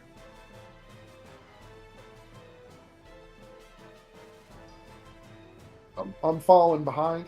I do have a question regarding mounted combat for The skitterer. this kind of thing. Okay. Or the skitterer. I have Zephyr Strike, which applies to self and specifically movement during combat. Is that something that I can apply to myself and the skitterer, or is that just bunk right now? Make an animal handling check.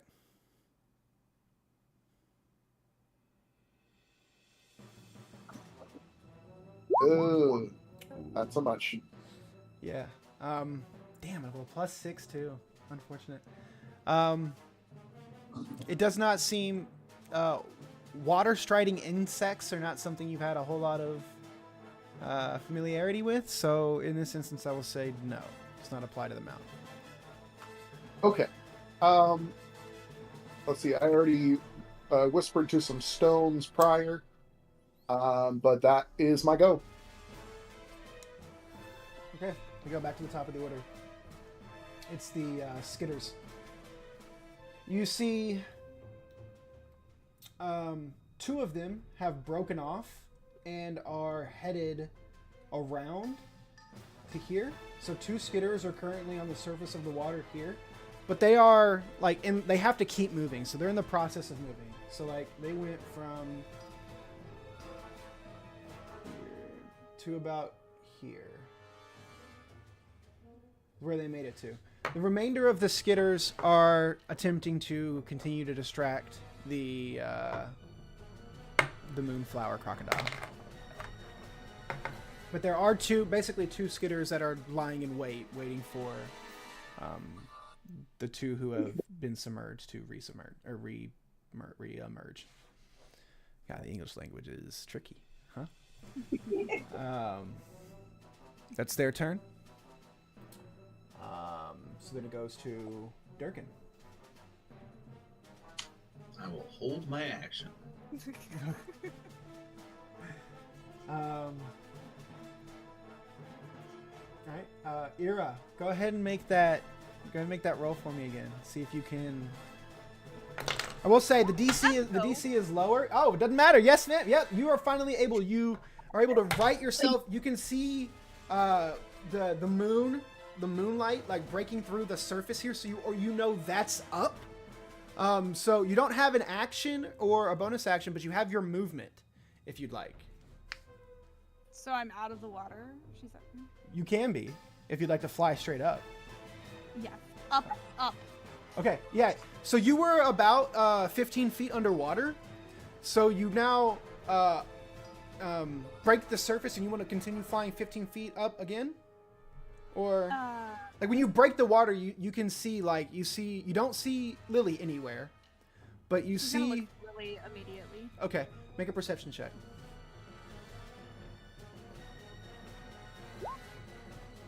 Ooh. Okay.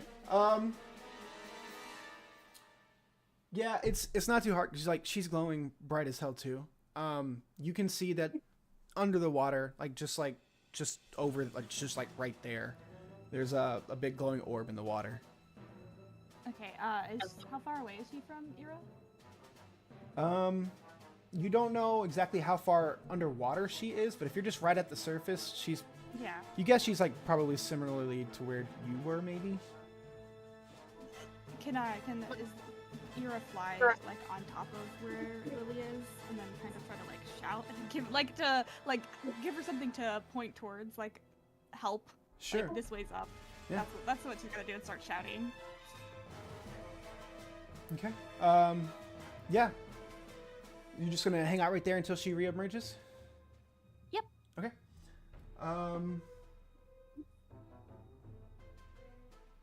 Okay, that brings it to Lily. Go ahead and make that check for me again, but you have advantage. Okay, cool. Okay. Did that bother. Okay, still. Come on, Lily. Come on, Lily. 13, maybe? Ooh, okay. Yes, you are able to right yourself. You see multiple glowing sources of light above you. You can hear, it's very, very muffled, but you hear the faint yelling of somebody's voice. You're able to orient yourself to know which way is up. Okay. I'm assuming you're going to fly up? Yes, same. Okay. I'm gonna fly towards her voice. Okay. Yeah, you break the surface of the water as well, coming to. Yeah, and you all look on to the northeast where the skitters are fighting for their lives against this giant moonflower croc. You've got 2 skitters that are coming at you two at high speed. And then to the southwest, you see 2 of your friends who have ridden out on skitters. You assume to attempt to rescue you. It is Theo's turn. So Theo is going to bring his skitter in a sweeping kind of arc to get to you. He's like, let's get the fuck out of here? Yes. Yeah. He's gonna throw a rope. He's just gonna lasso a rope above his head, just throw it out to you all. Do you all want to try to grab the rope? Yeah, Sure. Okay. sure. Go ahead and make dex checks. Both of you. It's like flat decks. Or yeah, sorry, yeah, flat just deck a or- flat dex. Yeah. That's a 12 then, not a. Okay. Okay. Okay. That's Yeah. okay. Yeah. No problem. You all are both able to grab onto the rope, and the skidder, never ceasing its momentum at all, just continues to swing around. And you all and this thing is like so fast, and you all are actually being like kind of defying gravity with your own radiant magic. So you all are starting to be pulled along, essentially at the speed of the skidder.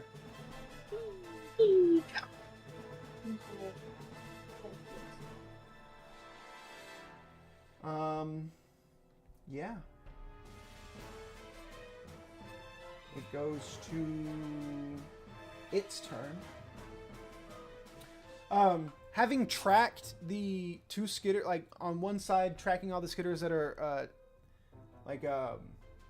fighting it, and then it sees the two that broke away from the pack, and it's kind of following it with its other eye, and when it does, and it sees you two,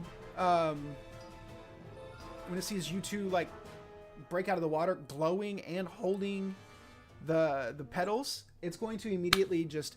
All the skidders get attack of opportunity, sure, but like this thing is just going to immediately just whip around, turn tail, and start chasing you all. Oh boy.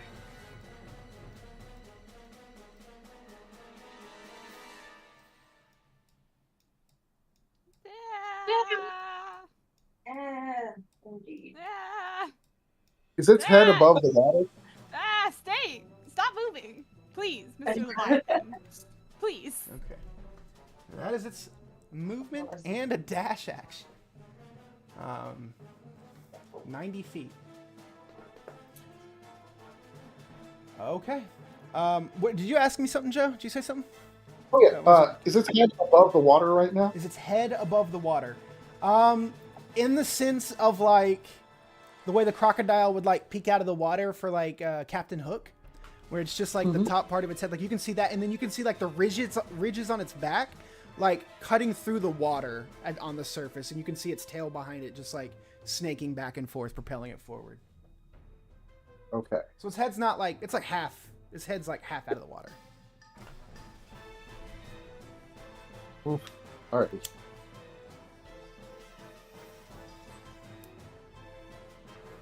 Okay.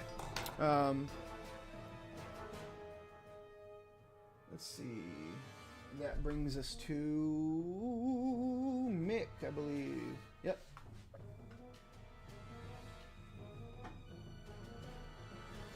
I'm continuing to do what I've been doing. Okay. Trying to disable this thing. I don't want to kill it, but I want it to stop. Right. Make another intelligence check and add your proficiency modifier.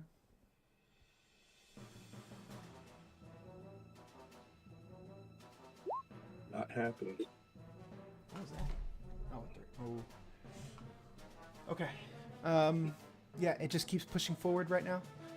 And then it goes to Emmett. Okay. Let me check something real quick. Yeah, how close is it to me?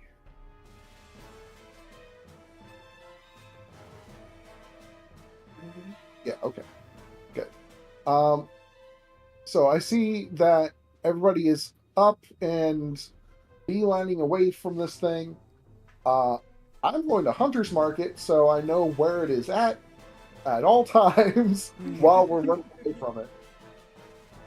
I'm not going to deal it any damage. Yeah, we'll just make our way back to the shore. Okay. Brings us to the top of the order. Durkin. I will hold my action.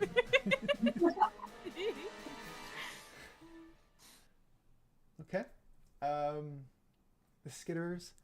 The skidders are now chasing after this thing. They sort of given up on trying to harry it, and they're just trying to like put themselves between it and you all, and like sort of like cloud its vision.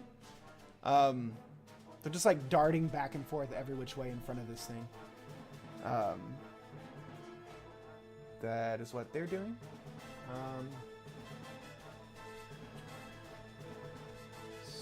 So then it goes to Ira. Yeah. I actually switched Durkin into the Skitter's things, but it's the result's the same. Anyway. Yeah, it's fine. Is the Leviathan a creature that sleeps? That sleeps? Yeah. I mean, yeah, it might have been. Yeah, it was probably sleeping at the bottom of the lake before you woke it. Because I'm reading. Okay, I don't see the hit die thing for sleep anymore. Reading the text, it's just a wisdom save, I think. No shot, really? Yeah, hold on. This Can you is. throw it in? If you can put This it is into the what chat. This is what it says. I don't know how to get it broadcast. No shit. In a 60-foot range. That makes it so much better. Oh my god.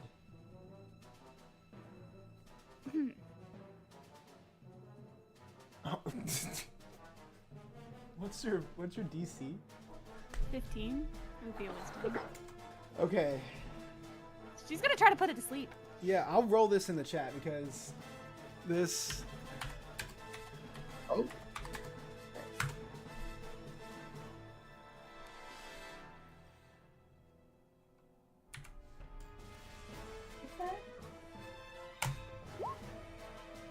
Let's go! Yeah. Oh, dip. Wait, what spell is this? Sleep.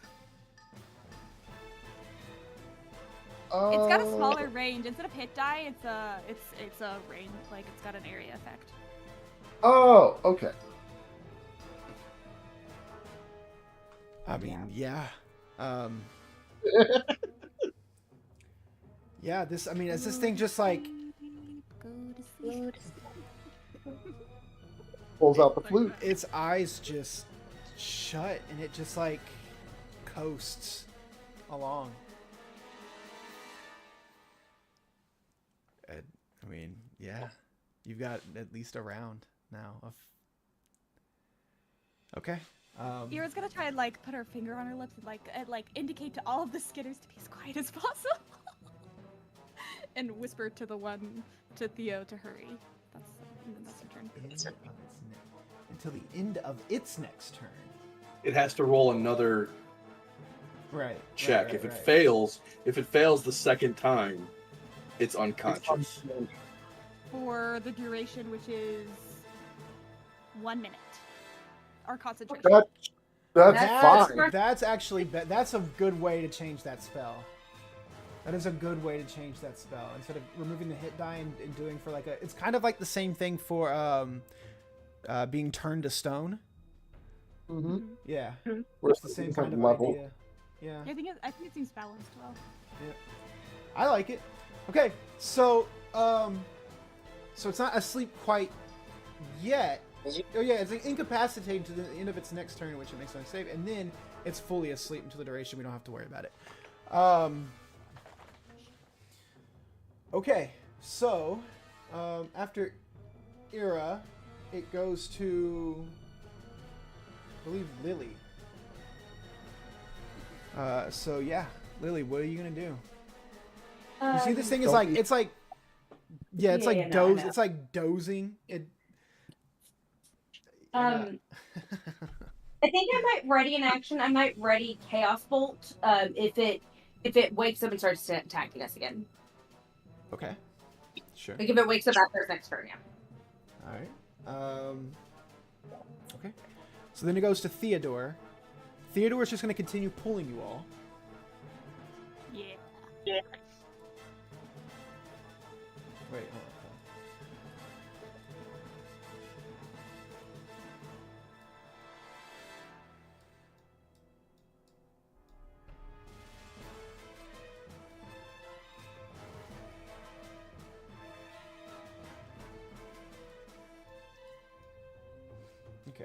And then you all can go over here. And tug right along. Whee! Like some kite surfers. Okay. Things are starting to look good. Let's see. It's turn now. So we're going to roll to see if it wakes up or if it's asleep. What's your DC again?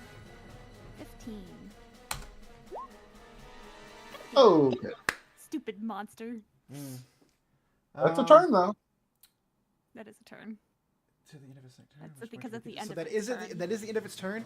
It shakes its head, and it roars like. And this is, I mean, you all have to like, even on the lake bank, you have to like cover your ears. This thing is roaring so loudly, and it's thrashing about in the water. It's okay. So we go to just before. Who's before? Mikael. And again, I mean, there's nothing else I can do other than hold an action, and that No, seems no, like I a get it. waste. So I'm gonna continue to try to fucking scramble its brain. I'm just waiting to see if something happens. Go ahead and roll again. Another intelligence check. Yep.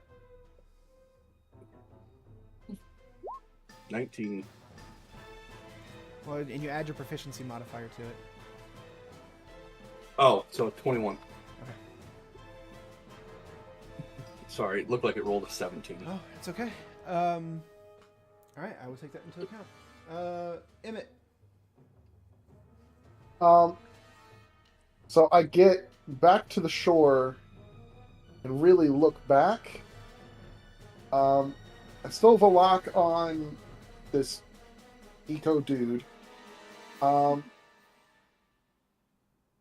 Yeah, honestly, I'm of a similar mind. I'll ready a sling.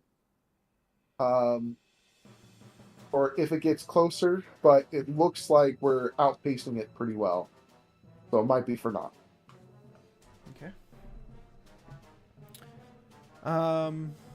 Yeah, so we go back to the top of the order, which is the Skitters. They're seeing that you guys are like making clear. They're making clear too. They're no longer fucking with this alligator. They've taken a pretty significant loss here. At least half their numbers are gone. But they're dipping. They're all dipping out. Durkin? You're never gonna believe this. Sorry, dude. I feel bad. I didn't mean to No, make an no, encounter you're that just fine. completely. You know what? Actually, you know what? I don't feel bad because you used to nuke my encounters all the fucking time. So get Yeah. fucked, nerd. But at the same time, I'm sorry. Yeah, Ira do that. Yeah. Oh, I'm gonna counterspell your counterspell, DM. Yeah, I'm gonna hold my action. All right. Okay. So then it comes to Ira. Okay, she's going to ready command if it gets close enough, which is 60 feet. And the command would be flee. So. All right. So that's your turn. So then it comes to Lily. Has it actually made any movement to come towards us? Oh yeah. Oh yes. Yeah. Mm-hmm. Yeah, It's well. You all are well within its movement range right now. Like right now, it can get to you in one turn. Then I'll Chaos Bolt. Okay. Yeah. Roll to hit. Ooh. That just hits. Oh, I don't like that, but okay. Yeah. Roll your damage. Okay. 12 damage. Yeah. Okay. It's looking a little bit Shit's more dead. annoyed. Yeah. It It's just kills. dead. It just kills over. It's only got That's 5 right. hit points. The Skitters were murking this dude. No. No. Okay, yeah, just an act of just like fuck it, just fire back a chaos bolt at this thing. Is that your turn? Right. Yeah, yeah. Okay. Theodore's turn. And he is going to pull you all. We make it back to the shore?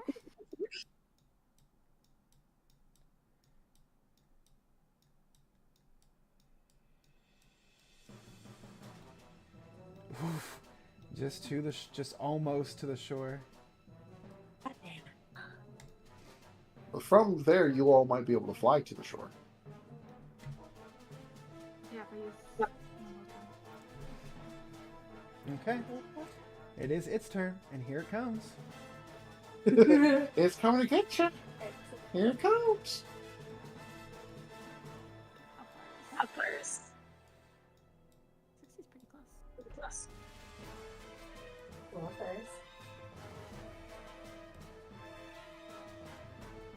Okay, it comes Aha, into I hit range. 60. Yeah. And fire. What's the DC? Wisdom 15.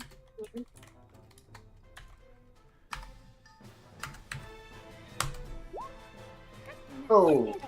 What are these 18s? What are these 18s? Hey, he freaking copy pasted that. Cheating. It's fucked up.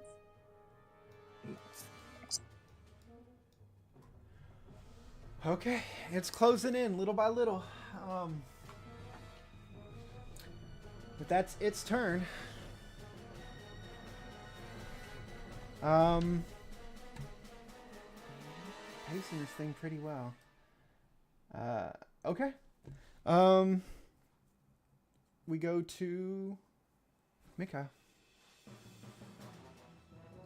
I'm assuming I'm gonna roll another intelligence check. You are.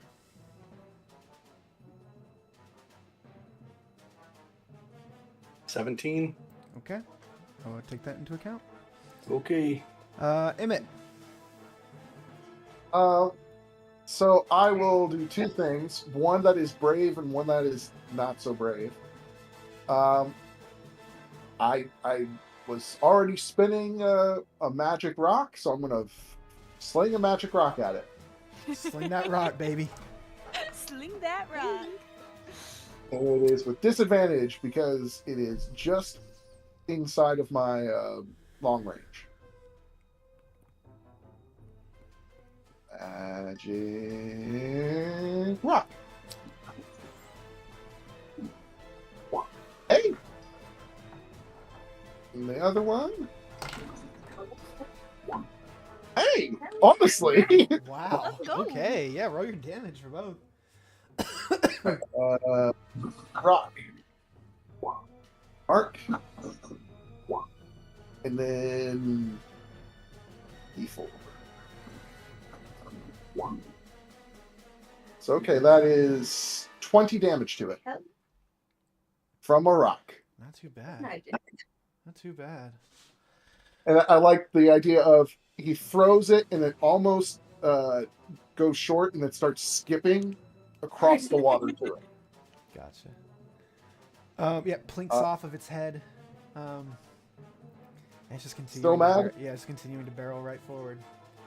Okay, then the cowardly part, I'm going to begin to run away. Yeah, I figured everybody was. Yeah. I mean, I don't get very far. I'm only So there-ish. we go top. The Skitters have all made it back to the bank. They've gone into their anthole and they've just gone. They're gone.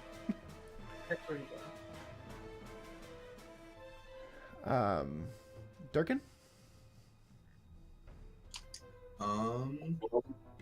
Think I'm going to continue to hold my action. Okay. Whoa. And then Ira? She's gonna try to put it to sleep again. Go to sleep, you stupid crocodile. That's the sleep. Not like that. Go to sleep. Go to sleep. Go to sleep, you Stupid stupid. crocodile. And it goes to sleep. Get sleepy. Let's go. Okay. Yeah, it drifts again. It starts drifting again. Trying to get them as much distance as possible. Yep. And it's working. And then Lily? I'm going to run. Okay. Fly. Yeah. Yeah. Maybe. So you're just gonna Can I dip make- all the way to the shore, like fly? from Yeah. here to the shore? Okay, yeah, you make it. Yeah, you go ahead. You let go of the rope and you just dip. Action dash. Bye. As far away as possible. Yeah, you make your way back to the shore here. Sorry, I tried to save you and it did not work out last time. So. Oh, My bad.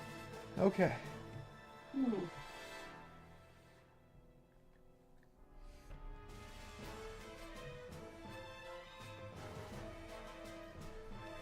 All right. Still holding onto the rope. Theodore is just gonna continue bringing you all home, and you all make it to the shoreline. It is its turn. All of a sudden, you see this flash of purple energy explode out of its eyes. Just in this big flash of purple energy. And it's gonna roll, but it has disadvantage and a penalty. And he's so sleepy.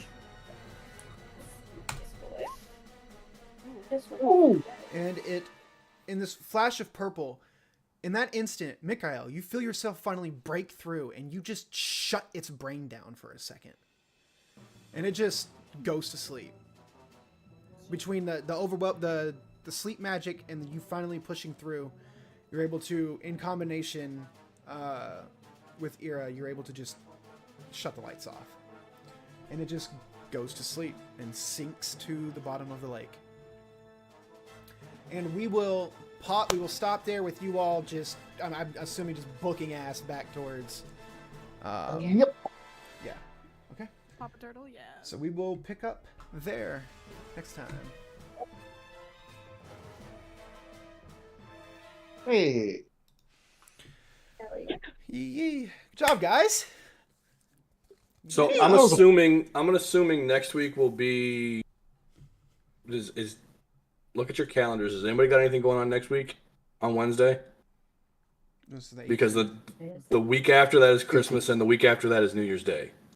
So I'm assuming we're gonna have a 2-week break. I'll say this: since I'm in Houston, I'm not doing anything. Obviously, you guys probably are, obviously, but I'm not really doing anything the week of Christmas because I'm not going home. However, the week of the 1st, the week of New Year's, I will be in Big Bend National Park. So I don't know where that's at. So. it's in just the stark opposite side of Texas from me. It's 10 hours away, and I'll be there for. I'll be there 30th, 31st, and the 1st, and I'll come back on the 2nd. So that week we're obviously not. Well, Oh, they got internet there, right? they do have internet there. I just thought about that, and we would play at night where we wouldn't be hiking. So we'll see. Why don't you ask your significant That's other if she's not going to be I was about to upset? say. Right. Yeah. That's exactly. Why don't you yeah. check with her before you make plans? I will do that. That was what I was saying. Well, I don't know. Like, I'll check with her to see how she feels about it. Obviously, we'll be hiking all day, so we'll be worn the fuck out by nighttime. So, who knows? Yeah, do it. Yeah, but we'll see. We'll see on that. But like I said, we can talk about it we can talk about the week of Christmas, like any day, because obviously most people don't work that week. I'm assuming. I had to take vacation and not That work. week. Oh, Yeah, I get a half day Christmas Eve oh, okay. and off Well, Christmas. fair but, enough. yeah. So you don't get the day after Yeah. Christmas. We got a bunch going on. Joe's grandfather's about to turn 90. There's a lot going on that week. So next week should be perfectly fine for me if everybody, I can still play next week. Yeah, I mean, I don't have any meetings, so yeah. Cool.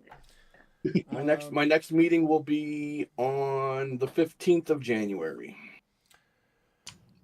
That should be good. I gotta get to bed, y'all. I'll catch y'all All later. right, man. Later, D. Sorry, Goodbye. sorry keeping you up, bud.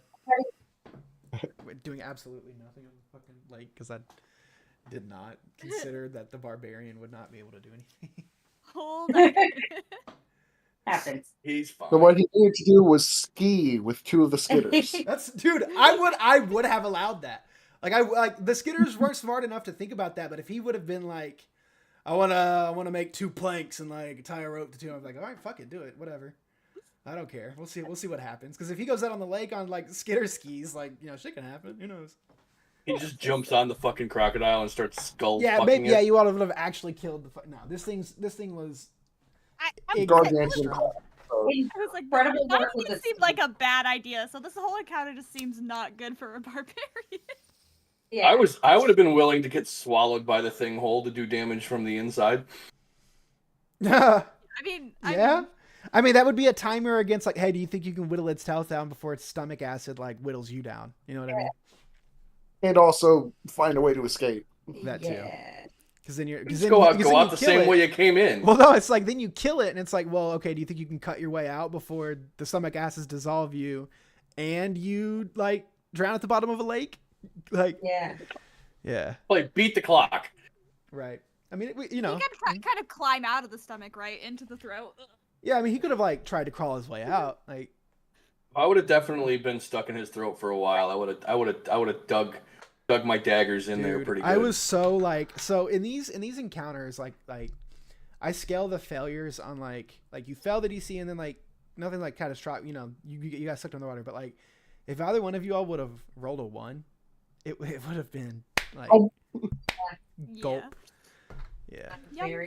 So what was the deal with my intelligence checks? So I was doing a skill contest, like a skill check. Gotcha. So like what it was is it was by the time that it got like but that the group got back to the land, you had to have more successes than failures. So you rolled that 1, so that was 2 failures, but you rolled enough successes to surpass the yeah. I like this aspect of my character. I like that it's homebrewed enough to where it feels like unique. Mm-hmm. I like it. But I also feel like I might be leaning on it a little bit too much.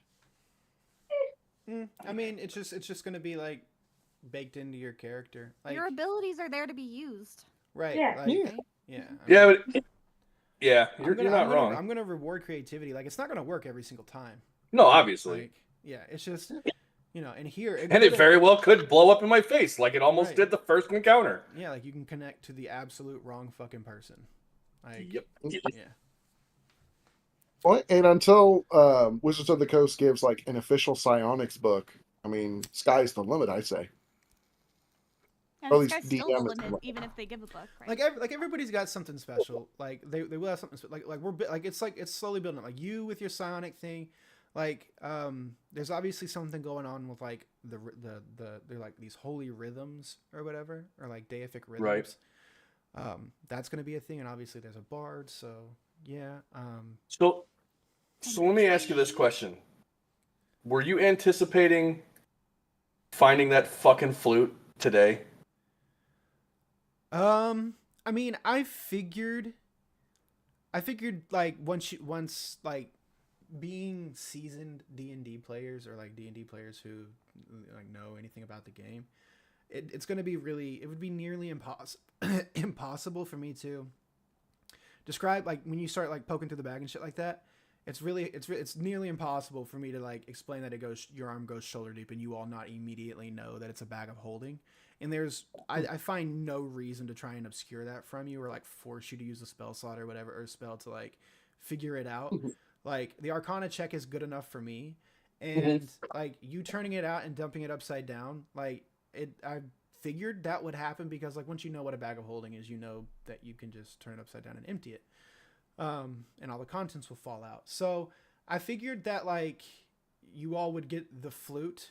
I just didn't like think all the way through about the notes for the gods. Cause like I had in my head, I literally stopped at, there's a sound specific to each god. And maybe I can come up with something before somebody, but obviously, you know, Yeah. Holy irresistible. harmonics. Yeah. And like great wealth of knowledge, right? Like Astro obviously knows a good fucking bit about music, and she's going to take that path farther down than what I probably prepared for, but I don't mind that because it gives an opportunity for Astro to just like continue to add her flavor to that and make it even more uniquely her for her. And like each one of those characters, like even like so Emmett, we just introduced that like Emmett can hear the heart of the forest, right? Like he's in tune with the rhythm of the forest as well. So like it's everything's slow. And then there's like the chaos, the chaos energy, the unfiltered energy from the celestial realm. There's the two Asimars who can deal with that. There's going to be things like that where like we're building up like the uniqueness and the flavor for the characters into the world as well. Speaking of, I chose notes for all the gods. Okay. If you want to approve or disapprove. No, I don't. I will. Okay. Go ahead. I put a little flavor for deceit. So technically, Soleil's honor is C, and technically a B sharp is a note that doesn't exist, but is also C. And I thought that would be appropriate as. That's very cool. Yes, absolutely. That is very cool. Yeah. Okay. Very fun. See, when the players Wait, understand B the sharp assignment- doesn't exist? Yeah, it's just Yeah. note C.